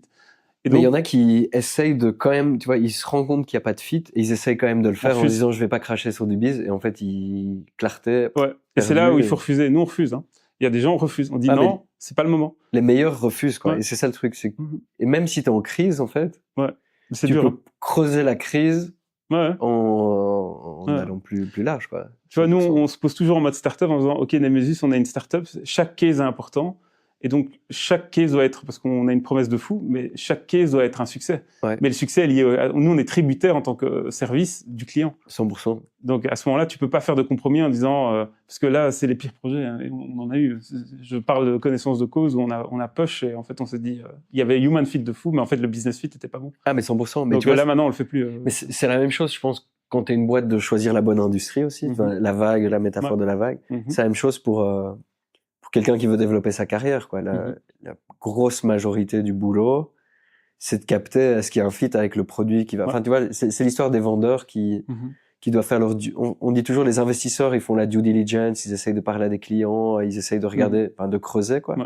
Mais souvent, les candidats, ils font pas ça dans la boîte dans laquelle ils veulent aller. Et donc, tu as un misfit culturel, mais tu as un misfit sur, OK, bah, c'est compliqué, etc., quoi. Et on oublie un peu tu vois, cette notion-là de sync, etc. Et refuser des clients, en fait, c'est la base. Et tu le dis, en fait, ce qui est assez dingue, c'est que tu dis un tiers t'as signé, 2 tiers t'as raté. Mais si tu prends ceux auxquels t'as dit non, ah ouais, là, il y a probablement je tombe dans les pommes, à mon avis. c'est énorme, tu vois. Ouais. Mais là, tu vas pas jusqu'au pitch. Tu vois, tu refuses Bah oui, c'est dans ça. dans tes premières clair. discussions. Tu vois, nous, on fait une offre quand c'est validé. Ouais. Business fit, human fit. Si on n'a pas ça, on va pas vers une offre. On dit juste, parce qu'on a déjà eu des discussions, ça matchait pas. Tu vois, et même le client, allez, tu vois, de part et d'autre, c'était intéressant, mais on va réfléchir, tu vois, très poli. Ouais, tout le monde a compris. Mais, et puis ouais, tu pars du exact. call, Ou des fois, des moments où on a dit hardcore, non, fuck off, tu vois. Mais bon, ça, c'est plus rare, évidemment. Mais s'il n'y a pas ça, tu vas pas vers une offre, tu vois. Donc, mais en effet, si tu grattais et que tu disais oui, oui, oui, yes man life, tu vois, je dis oui à tout, vas-y, oui, on fait une offre, on fait une offre, on fait une offre. Ouais, c'est ça. Et t'as envie de passer plus de temps avec les clients que tu veux placer. Mais le timing, super clair, quoi. L'ICP, en fait. Ouais.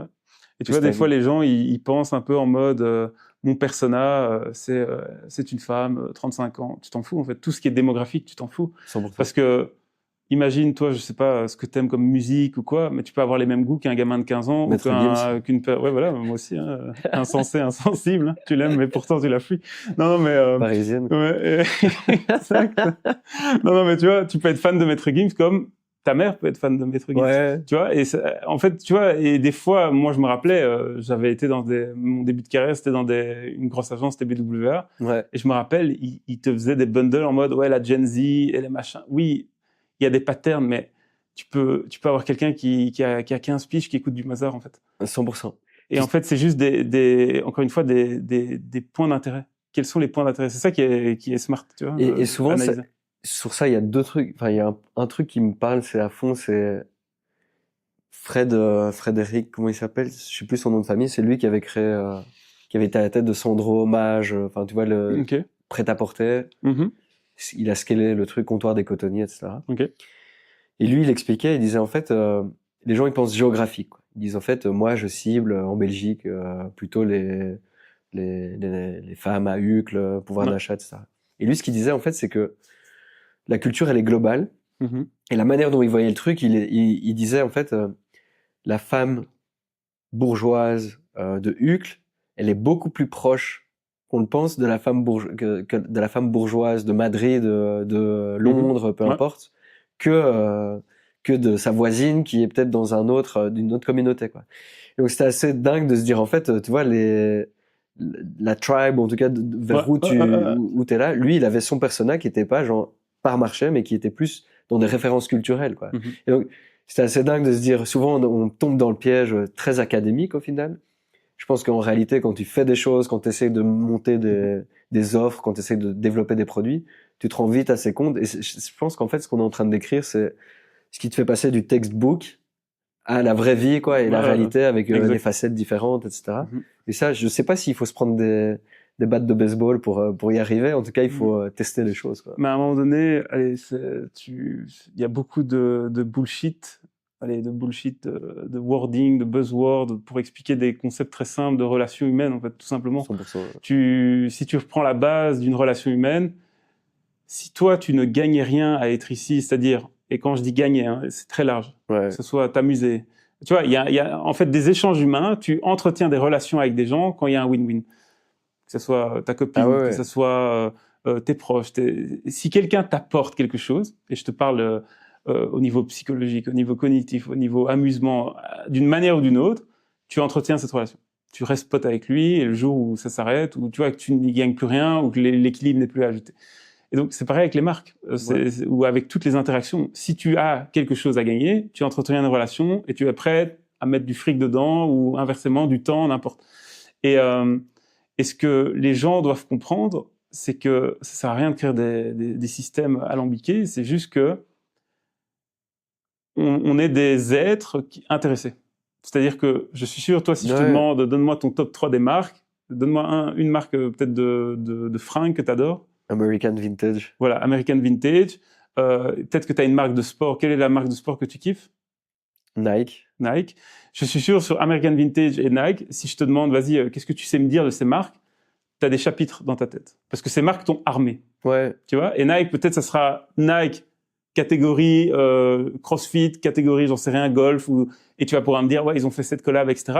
Nike t'a armé dans une dimension. Ouais. Et le truc, c'est que les gens, et nous, on a créé un modèle chez Nemesis, c'est un modèle juste de bon sens, mais qu'on n'a pas popularisé ou quoi, mais c'est un modèle qu'on délimite les audiences en fonction de ton taux d'engagement que tu peux avoir. Ouais. C'est-à-dire qu'un être humain peut être engagé de manière différente en fonction du topic et de la marque, au sein d'une même personne.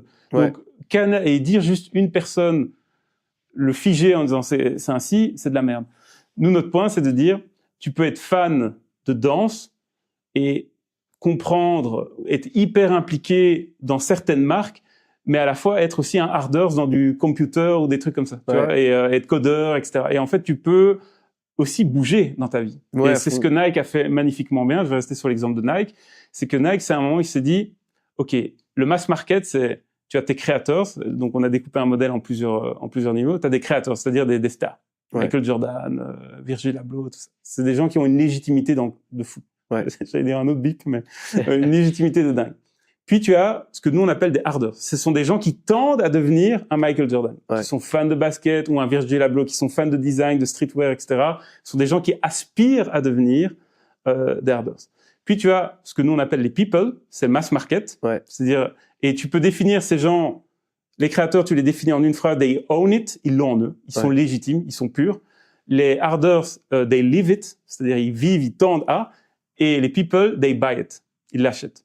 Et en fait, quand tu connais ce modèle, tu te dis, tu commences à dire, attends, mais en fait, tu peux être dans la case people pour certaines marques et tu peux être un harders pour d'autres, ou tu peux être un creator pour d'autres. Et quand tu comprends ce modèle, tu te dis, le but d'une marque, c'est le vrai game, le jeu d'une marque, c'est de pousser les people à devenir tes harders. Parce que tes harders sont ultra engagés. Et c'est ce que Nike a fait avec le case Sneakers Lab.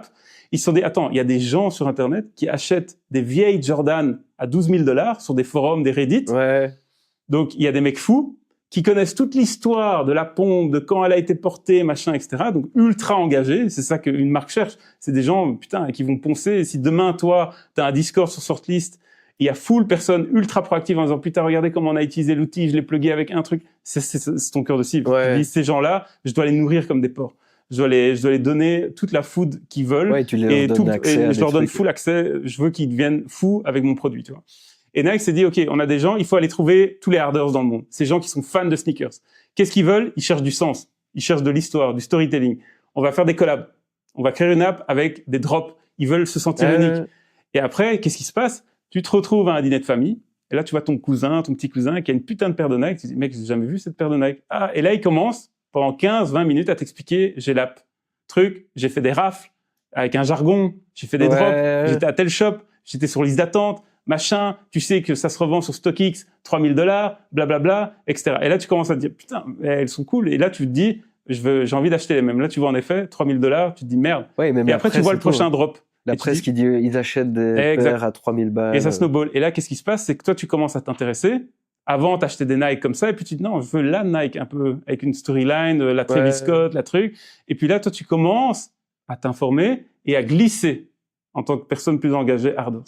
Tu vois? Et ça, c'est le goal d'une marque. Et souvent, les marques se font avoir parce qu'ils se disent, je vais aller taper dans le people, où là, il y a le mass market. Mais ces gens-là, ils l'achètent. C'est-à-dire qu'il y a un rapport qui est très rapport qualité-prix. Tu vois? Tandis que le harders, il y a plus c'est un rapport émotionnel que tu as avec ta marque. C'est-à-dire que tu kiffes ta marque, tu vois. J'ai eu le cas, genre, 2 fois cette semaine. Une fois parce que je recherche une nouvelle machine à café et tout. Ouais. Et donc, t'es dans le coffee shop et tu vois les Marzocco, tu vois. Ouais, et là, tu rentres dans le rabbit hole. Et là, je te jure que ce week-end, j'étais sur Reddit et tout, et j'ai regardé pendant des heures des gars qui montraient leur setup. Lance pas sur le café parce que là. Tu vois, genre, et ils filment en dessous le café qui coule de la Marzocco. J'ai vu les mêmes vidéos, t'inquiète. Et je suis là, genre, ouais, c'est ça que je veux et tout. Et j'arrêtais pas d'y penser, quoi. Tu sais que j'ai 3 000 € de machine à café chez moi. J'en ai 2. Ah, mais il faudra qu'on teste. Parce que là, je suis à 2 doigts de craquer, quoi. J'achète mon grain frais, mais pas trop frais. Je suis rentré dans le rabbit hole de. Et avec le bon grinder, avec la bonne dose et tout. Exact. Et tu vois, 18 grammes, tout ça. Du coup, ouais, exactement, avec la petite balance et tout. Et en fait, c'est un monde que je connaissais pas du tout. Ah ouais, mais Je suis arrivé à la base parce que je voulais une machine. J'ai parlé à 2-3 personnes que je connais qui m'ont recommandé. Enfin, tu vois, Marzocco, tu vois partout et tu commences à aller dedans. Le skill cap, il est Et sur Reddit, mais je suis parti, mais sur la Lune, quoi, tu vois. Et ça, c'était un truc. Et puis le deuxième truc, c'était pour les vacances. Vacances, tu vois, 3 enfants, truc. Club Med, c'est un truc, on y va souvent, c'est un truc qu'on aime bien, quoi. Là, on s'y prend last minute, donc il y a plus beaucoup de place. Et en fait, on est en train de faire, tu sais, de regarder quelles sont les alternatives et tout. Et il y a un truc incroyable, c'est qu'on se disait, tu commences à voir des hôtels qui sont plus luxueux, qui ont plus, l'infrastructure est vraiment top, dans des endroits vraiment canons. Mais il y a toujours un côté où tu te dis, ouais, mais c'est pas le Club Med, quoi. Alors qu'au Club Med, dans certains clubs, c'est pas les mêmes, enfin, t'es pas sur un niveau d'infrastructure là. Et ce que je disais à ma femme, pas plus tard qu'hier, c'était en fait, je sais pas pourquoi, mais je suis prêt à payer 2000 balles, 3000 balles en plus la semaine, juste parce que je sais que je serai au Club Med. Et il y a un truc, bon, au final, c'est rationnel parce qu'ils ont créé une expérience et ça. Mais il y a un truc au fond de moi, je sais pas si je suis un hardeur ou je suis ou I live Moi, it, je connais pas le Club Med, mais peut-être tu deviens hardeur parce que je suis sûr que tu pourrais m'en parler pendant une heure du Club Med. Tu pourrais me dire, écoute, il y a ça qui est génial, ils prennent tes gosses, t'arrives, machin, et quand t'es parents, jeunes parents surtout, et là, c'est bon, t'es hardeur, et tu me convaincrais, moi, si je partirais, je serais là, je sais que Club Med, tu m'aurais mis la graine. Et c'est comme ça que ça se passe. Tu vois. Et c'est dingue parce qu'en fait, tu te rends compte que tout a été ingénieré, enfin tout a été ingénieré, tu vois. Et c'est quoi les éléments de valeur? Ben oui, c'est le mini club et ou c'est quand tu arrives au club, tu reçois ta petite serviette chaude. Enfin, tu vois, des trucs où tu vas. Mais c'est là que tu te rends compte que les meilleures marques dans le monde, les leader brands, rien n'est fait au hasard, c'est à dessein. Un Apple Store, c'est fait à dessein. L'expérience de A à Z est designée pour te vendre une idée d'un futur plus simple. Et tout est fait comme ça. Ils veulent que quand tu as une expérience avec Apple, que tu te sentes intelligent. Donc, il y a un genius qui va venir te parler avec des mots méga simples. Tu vas chez TDH Computer, j'ai rien contre TDH ou LDLC, c'est du vrai, là on est dans du vrai pur jus. Ils vont dire, c'est quoi ta carte graphique Radeon 3000X? Ok, machin, tu devrais rajouter des plaquettes de RAM. Chez Apple, jamais t'as ça. Ils vont dire, bonjour, tu t'appelles comment? Ou déjà, ils connaissent parce qu'à l'entrée, ils t'ont chopé le prénom. Ils ont dit chemise bleue en jeans, table 7. Puis t'as quelqu'un qui arrive, hey, Nicolas. C'est vrai? Mais, oui, t'as jamais capté ça. Ah non, moi j'ai jamais capté. Mais en fait, moi, à cause de le connard, mais à cause de Nemesis, quand tu prends rendez-vous dans un Apple Store, t'arrives à l'entrée, tu dis, j'ai rendez-vous, et tu vois que la meuf, à l'entrée, ou le mec, va dire, c'est quoi votre rendez-vous? Sydney. Et il va écrire un signe distinctif que t'as. Si j'ai un pull rouge, il va dire pull rouge. Grand homme, pull rouge. Et elle va t'envoyer, si tu viens avec vraiment l'intention d'acheter, ils vont dire, pour les MacBooks, à la table là-bas, quelqu'un va arriver. La personne arrive de loin et te fait, hey Sydney, how are you, machin, ou hey Sydney, comment tu vas, etc. Et là, c'est parti. Et là, la personne commence à te créer une expérience en disant, tu vas acheter un MacBook, j'ai entendu. Ouais, je vais acheter un MacBook. Tu sais déjà, MacBook Air, Pro, tu fais quoi dans la vie? Tu vois? Et c'est pas des questions en mode, il te faut quoi comme carte graphique? C'est, tu fais quoi dans la vie? Et là, tu dis, je suis entrepreneur. Il dit, donc tu voyages beaucoup. Voilà, il écoute, il teste. Franchement, fais le test. J'ai jamais le test. Moi, j'achète en ligne, tu vois. Non, mais va en magasin. Et en fait, c'est scripté. C'est en mode, ils disent, il s'appelle Nicolas, machin. T'arrives, donc il arrive à la table, il dit, comment, machin. Et là, il te pose des questions. Et là, tu dis, je suis entrepreneur. Tu voyages? Ouais, quand même. MacBook Air, alors. On est d'accord. Tu utilises pas de programme, machin, avec de la RAM. Et peut-être que toi, dans ton cas, tu veux dire, je code beaucoup en ce moment avec Claude, je suis en train de poncer le truc. Ok, MacBook Pro, alors. Alors, tu dois prendre celui-là. Tu vois, il va te guider comme ça. Et puis, à la fin, il te reste plus que la couleur à choisir et les questions d'office, un truc, un fit, quoi. Ouais. Et en fait, c'est là où c'est trop smart. La vision d'Apple, c'est, la big idea, c'est simple future. Ça, c'est ce qui les drive tous. Mais la vision, c'est make technology so simple that everyone can be part of the future. C'est-à-dire qu'ils rendent tellement la techno simple que tu vas faire partie du futur avec eux. Et ils veulent que ton expérience, tu te sentes intelligent, que ça soit smooth, tu vois, machin, etc. Et donc, quand tu es en magasin, tout va être smooth et pensé.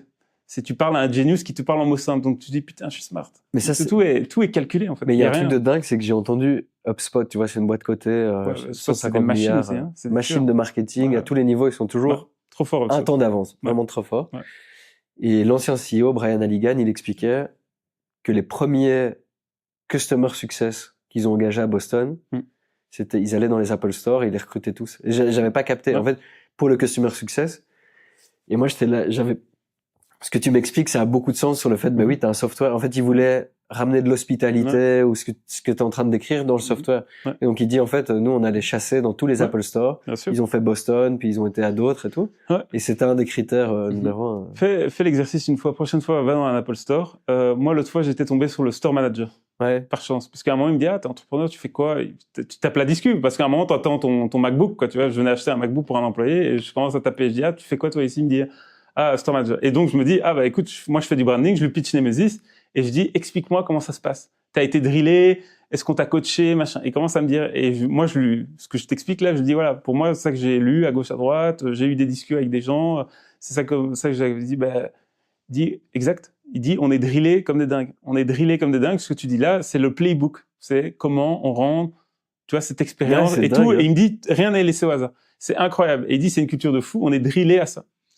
Et, mais c'est incroyable. Et tu parles avec le store manager et le gars, il dit, moi, je disais, oui, vous êtes combien d'employés dans l'Apple Store Bruxelles? Ils sont 120. Putain. C'est 120 employés. Apple Store Bruxelles, c'est 120 employés. En tout cas, quand je lui ai demandé. Ouais. C'est là que tu te dis, mais c'est une boîte. C'est une boîte. C'est abusé, hein. Mais le fric qu'il fait un Apple Store, c'est une machine de guerre. Hein. Et tu devrais voir allez, c'est une dinguerie. Hein. Ouais, en fait, et c'est vachement contre-intuitif parce que tu te dis, bon, un Mac, ça se vend tout seul, tu vois. Ouais. Moi, en l'occurrence, j'achète en ligne ou je demande, tu vois. Bien sûr. Mais tu te dis, à ce niveau d'exécution-là, c'est un peu l'histoire. Et si tu reviens sur les agences, dire, bah, en fait, ils performent bien, donc ça vient tout seul. Et en réalité, c'est toute une machine qui a été mise en place. C'est incroyable. Moi, je savais pas. Tout est fait de manière. En fait, ce qui est fou, c'est quand tu rentres dans l'Apple Store, tu as déjà acheté. Ouais. Tu y vas. Je vais à l'Apple Store, je vais acheter. Ah ouais. Après, le what, techniquement, la couleur, le QWERTY, machin, c'est dans les 10 dernières minutes. Le mec, il ramasse juste. Ouais. C'est ça qui est fou. Mais c'est 500 balles en plus, tu vois, t'es à 10, 15, 20% exact. en plus. Et je me rappelle, je crois que quand on s'était vu, tu étais venu faire l'interview avec Steph ici. Ouais. Tu me charriais un peu, tu me disais, ouais, toi, tu vois du branding partout. Mais en fait, c'est ça que les gens ne comprennent pas, c'est que être une marque, une leader brand, c'est réussir à mettre une simple idée partout pour que ça soit cohérent. Et le but, c'est pas de plaire à tout le monde. Apple, il y a des gens qui détestent Apple. Ouais. Et c'est parfait. Le but d'une marque, c'est d'envoyer des signaux extrêmement clairs pour te dire c'est pour toi, c'est pas pour moi. Desigual, je sais pas si tu connais. Ouais. Magnifique exemple d'une bonne marque. Il t'envoie un signal pour te dire est-ce que tu aimes ou pas. Moi, les 3/4 des gens que je parle de Desigual, ils disent mec, marque horrible. Ouais. Magnifique. Mais c'est juste pas toi la cible. C'est vrai que tu te dis. Et il y a d'autres gens qui vont dire, oh, Desigual, et souvent c'est des profs d'espagnol, tu vois, mais ils kiffent. Non, mais c'est clair, tu te dis, genre, parfois tu vois des marques horribles et tu te dis, mais attends, mais comment est-ce que ça fonctionne, quoi? Et tu vois les chiffres et en fait. Mais c'est juste pas toi la cible. Ouais. Et c'est ça, quand tu vois un truc, et ça, j'avais appris ça à l'UNIF, un prof qui avait dit, il nous avait montré une pub à notre âge, tu vois, on était tous étudiants, on était tous là, il disait, alors, est-ce que vous trouvez que c'est une bonne pub? Tout le monde était, ah ouais, c'est une pub de merde, c'est pas une bonne pub. Et il a dit, stop, c'est juste pas vous la cible. Et il avait montré un truc de lessive. Il a dit, c'est pas votre problème. Tu vois, mais là, vous montrez ça, et il utilisait les termes techniques à la ménagère, tu vois. Je sais plus c'est quoi, la responsable d'achat. Tu vois, maintenant, il y a tous des besoins et des noms qu'ils ont inventés en marketing, la fameuse ménagère. Ben, elle, c'est son plus gros problème.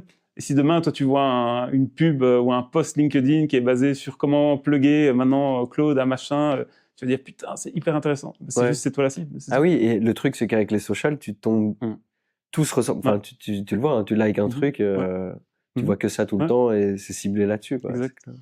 Et ce que les gens, des fois, oublient, c'est quand tu fais un post, tu t'en fous du reach global. Tu veux que les gens... Et moi, quand tu regardes mes posts, souvent, des gens sont venus me challenger en disant ils sont pas ouf. Et puis je disais, regarde qui like, ou les ratios. Le top 3 des gens qui suivent mes posts, fondateurs. C'est ainsi, comme par hasard, tu vois, fondateurs. Et des fondateurs, des CEO et des managing directors. C'est mon top 3. Mais tu sais, et ça c'est un truc, c'est que ça fait 2 ans plus ou moins, enfin non, une bonne année, je me dis LinkedIn c'est un canal de ouf et je publie de plus en plus. Bonne croissance, tu vois, etc. Mais niveau newbies, pas incroyable. Plus dans l'awareness, les gens se disent ah tiens oui, je vois cette boîte, ils retournent sur le site, des trucs comme ça. Mais pas pur deal, je peux pas te dire X millions, X centaines de milliers générés là-dessus. Et en fait, je parlais à un gars qui, pour le coup, a créé son agence de 0 à 7 millions en 3 ans, que via LinkedIn, quoi. Quasiment 100%. Toute son équipe est sur LinkedIn, il a développé un playbook, etc. Il me disait, en fait, il faut que tu sortes de ce framework de dire, OK, tu regardes ton succès par rapport au nombre de likes, tes impressions et tout, mais tu dois être prêt à flopper et très intentionnel par rapport à qui tu cibles. C'est exactement ce que tu dis, tu vois. Et moi, maintenant, en fait, je commence à poster des trucs sur le newbies pour les agences. Je suis là, ok, mais ça va flopper de dingue. Et ce que je me rends compte, c'est que ça floppe pas tant que ça, quoi. Ça ne floppe pas tant que ça. Évidemment, je vais pas faire 400 likes. J'ai fait des posts à des 2000 likes qui m'ont ramené 0. Là, il y a des posts à 20 likes, ce qui est pas dégueu, qui ramènent des leads, quoi. Et là, en fait, et c'est ça dans les algos, on disait, bah, tu commences à parler d'un truc, tu vois que ça. Ben, en fait, je commence à avoir des followers qui sont ultra identifiés à mon ICP. Mais je trouve que le jump de passer, c'est un peu le truc, tu préfères avoir 1000 fans et qui ont des 0 qui achètent ou genre 10 fans et 3 qui achètent. C'est difficile en fait dans ce truc de social, d'ego, tous ces bazars-là. Mais je crois que c'est essentiel, quoi. Exact. Moi, je traque juste les stats, je traque juste à qui ça s'adresse. Parce qu'une fois, j'avais fait un espèce de concours de pitch et dans la salle, il y avait sur les 20 personnes, 3-4 entrepreneurs qui étaient ma cible. Ouais. Et à la fin, on était venu faire un feedback en disant ça a pas trop plu ton pitch, on vous a trouvé un peu arrogant, à part 3-4 personnes qui ont trouvé incroyable. Ah ouais, c'est clair. Et puis j'ai demandé, je dis c'était qui les 3-4 personnes? Il dit il y avait Stéphanie Renis, comme ça que je l'ai rencontré. Ouais. Tu vois, et il y avait 2-3 autres putains d'entrepreneurs. Ah ouais. Et je disais, et le profil des autres personnes, c'était qui? Et puis on me disait il y avait un coach nutritionnel, tous des indépendants, mais un coach nutritionnel, tu vois, des solopreneurs, des trucs comme ça, et eux, ça leur parlait pas. Et le truc, c'est que c'est pas que, c'est juste mon pitch est fait pour parler de problématiques de gens qui ont des boîtes ou qui scalent des boîtes. Ouais. Donc évidemment, si tu n'es pas dans cette situation, tu te diras comme un peu la pub lessive ou ce que tu disais tout à l'heure, allez, c'est pas pour moi, ça m'intéresse pas, c'est de la merde. Et je disais, je peux pas leur en vouloir, c'est juste, je parlais pas à eux en fait, donc et je m'en fous. Et c'est pour ça que quand tu as cette clarté, et ce que je t'avais dit un peu sur Media Marketing, à un moment, pourquoi on avait arrêté Media Marketing, parce que notre audience n'est juste pas là. C'est tout. C'est pas que Media Marketing n'est pas un bon média, c'est juste qu'à un moment donné, il faut que chaque euro qu'on investisse soit spot-on sur notre cible. Ouais, au bon moment et tout. Au bon moment et tout, et c'est tout. Et je veux pas, pour le plaisir, de commencer à mettre, même si, allez, tu vois, ça devient trop cher si tu sais que le ROI est à 0. Quand tu as cette clarté-là, tu deviens à faire très focus, à dire. Tout devient facile, quoi. Plus simple, en tout cas. Ouais, jamais facile. Donc, jamais facile. Peut-être pour arriver vers la fin, c'est quoi là les next steps pour Sortlist? Je sais que tu as repris le rôle de CEO en juillet, c'est ça? Ouais. Là, tu as fait un gros pivot. Un gros pivot. En tout cas, tu es en train de faire un pivot. Ouais, c'est ça. Mais pour nos clients, en fait, ils ont plus. Pour nos clients, d'un côté, ils ont la même valeur qu'on améliore parce qu'on a plus de données. Pour les clients prestataires de services, ils ont plus d'offres. Donc, c'est plus étoffer l'offre que, tu vois, un changement radical. Oui, vous avez toujours tapé sur le même clou, ça va continuer, c'est clair, mais justement, là, avec AI, le truc, la valeur que tu peux amener. Ah oui, je pense qu'il y a un momentum de dingue. Moi, ce que je pense, c'est, bon, on garde des objectifs ambitieux, tu vois, les 10 millions, ça, on peut considérer qu'on y est, quoi. Moi, je pense vraiment, mon objectif, il est de plus avoir de limites, tu vois, de 30, de voir très grand, quoi. Être ultra ambitieux par rapport à ça. Et les next steps, de nouveau, que je te disais, moi, je veux pas mettre l'objectif, donc je peux pas te dire, je veux arriver à 30 parce que si t'y es pas, c'est pas bien, si t'es au-dessus, enfin, peu importe. Et là, je suis obsédé par créer ce système-là, ce système de la gagne, de créer de la valeur pour les clients, des sales, le nombre de contacts qu'ils font, au niveau du marketing, est-ce qu'on cible la bonne personne, etc. Donc, on revient un peu sur ces fondamentaux-là.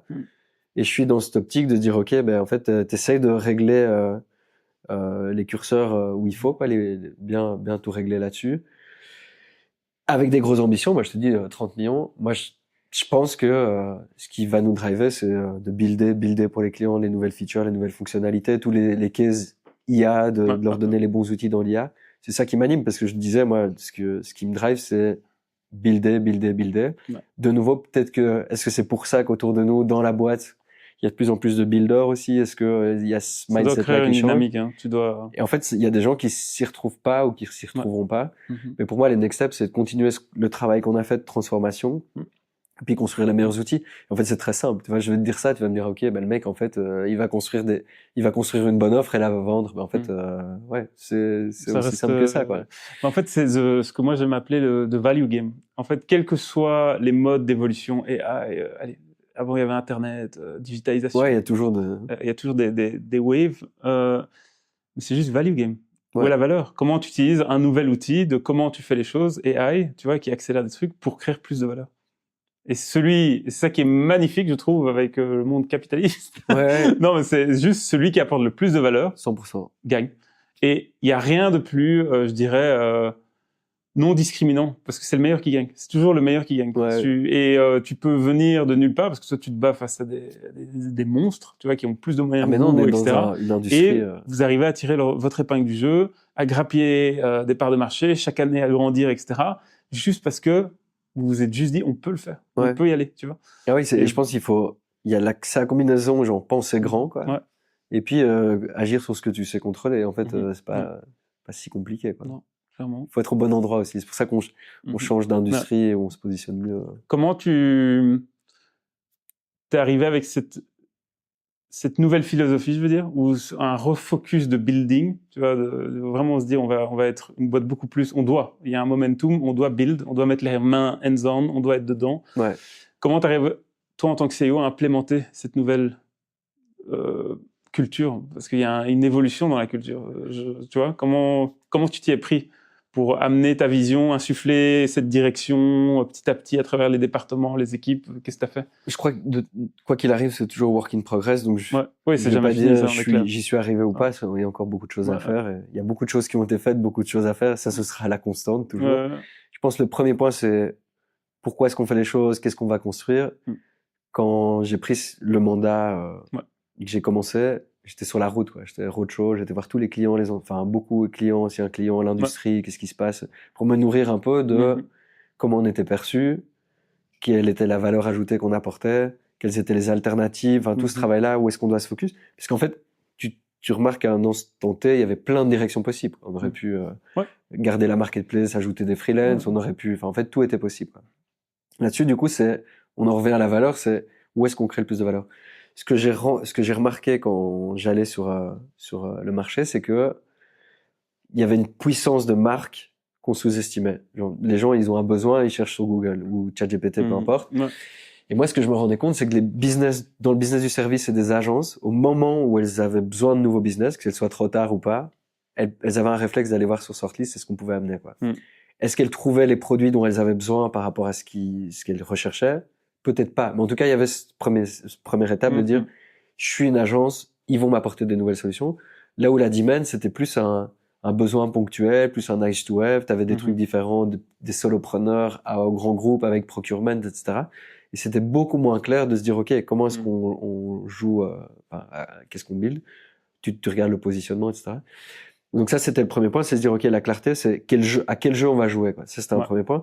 Et je pense que le premier truc, c'était de moi-même être clair avec ce que je pensais être la meilleure chose. Et puis là, t'as ta feuille de route, t'as ton one-pager 2030, Sortlist 2030, parce qu'on en est, qui est co-créé avec les clients que t'as vus. Tu dois convaincre un board après qui doit valider la stratégie. D'abord, tu dois convaincre tes associés, puis tu dois convaincre un board. Le board doit le valider, puis tu dois le présenter, puis tu dois le présenter en interne, expliquer l'histoire, etc. Et ça, c'est la première, c'est les fondamentaux par rapport à ça.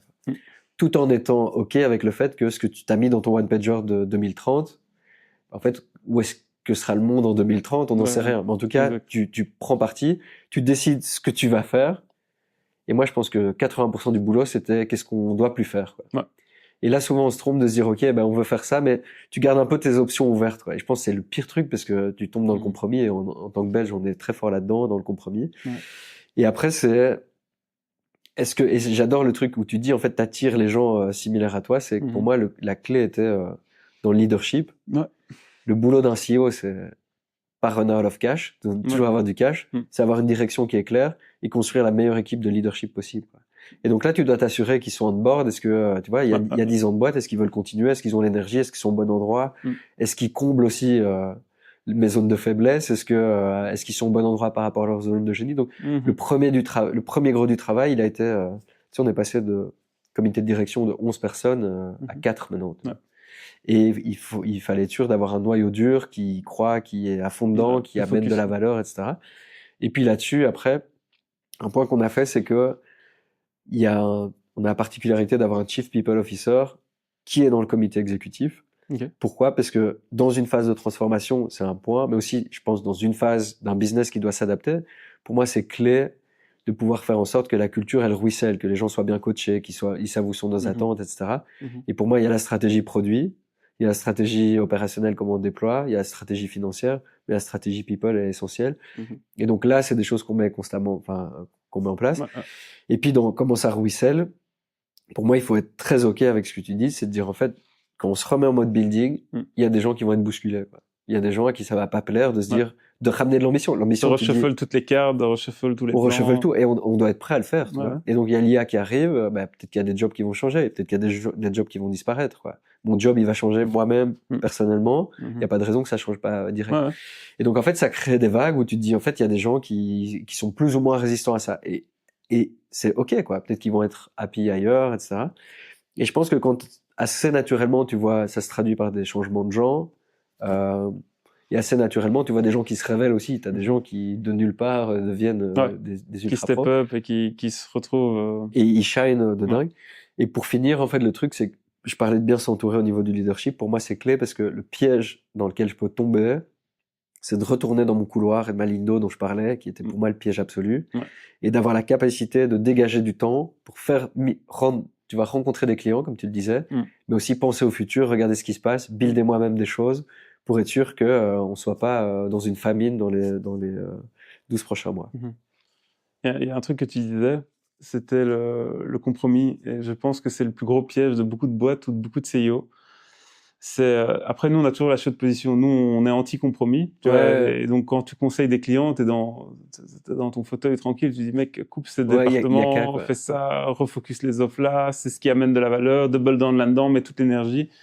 Mais c'est toujours difficile. Tu vois, c'est difficile de se dire, on refocus, on relocalise. Mais ce que je te disais, nous, on est tributaire de la capacité d'un client. Et on est un sparring partenaire pour proposer la plus grosse clarté sans aucun compromis et juste être un espèce de phare en disant, écoute, si tu veux respecter ta Big ID et l'implémenter dans tout, voici ce que tu devrais faire. Maintenant, après, à toi de voir au niveau réalité, comment tu le pivotes, etc. Et il y a des clients qui ont fait des all-in en disant, vas-y, je cut, j'avance, je refocus. Tous ces gens-là, on les focus sur notre core business, etc. et qui ont explosé. Et d'autres qui font des phase-out un peu plus lents, qui explosent aussi, mais d'une autre manière. Mais après, là, c'est juste en fonction du business, tu vois. Nous, on n'amène pas d'ego, on dit juste, guys, ça c'est chaud, cohérent. Ouais, c'est une science. Allez, c'est une science sans limite, en fait. J'aime bien dire que c'est un skill cap infini. Parce que déjà, le marché fait qu'évoluer. Non, c'est jamais un long fleuve tranquille. C'est dur. C'est dur. Il n'y a aucun entrepreneur qui dirait, écoute, j'ai réussi. Là, je suis bien. Et moi, allez, on finira peut-être là-dessus, mais quand je vois aujourd'hui beaucoup d'influenceurs, business ou quoi, qui te vendent l'idée que c'est simple, sorry, mais allez, moi je n'y crois pas. Tu regardes toutes les boîtes, et même tu pourrais dire, ah, Nemesis, putain, vous avez Skyrocket ou quoi. Non. Moi, ça fait 10 ans que je suis sur le truc. Ça fait 6 ans que Nemesis, on est une vraie boîte, tu vois, mais 3 ans avant, c'était Sydney, Yale, en mode entrepreneur, job yourself, tu vois, chômeur entrepreneur à facturer à la journée. Tu vois, ça, c'est la V0. Mais il y a rien qui est long. Prends n'importe quel business, des cow-boys, des shortlists, tu vois, toutes les boîtes, c'est long et dur. Ah oui, c'est clair. Et tu pourrais te dire des fois, eux, ils ont explosé, machin, ils ont fait telle levée de fonds. Mais non, en fait. Et t'as toujours le biais du survivant, quoi. Tu vois ça et tu te dis, ok, en fait, c'est possible et tout. Mais ça prend 10 ans, je pense, de créer une valeur. Je pense que ça prend 10 ans. Minimum. Là-dessus. Dans 10 ans. Non, en tout cas, merci d'être venu. Merci à toi. T'as passé un chouette moment. Trop cool. On a passé 5 heures, je crois. Les entrepreneurs inspirants, on a bien été inspirants. Nous a bien réunis. Donc voilà.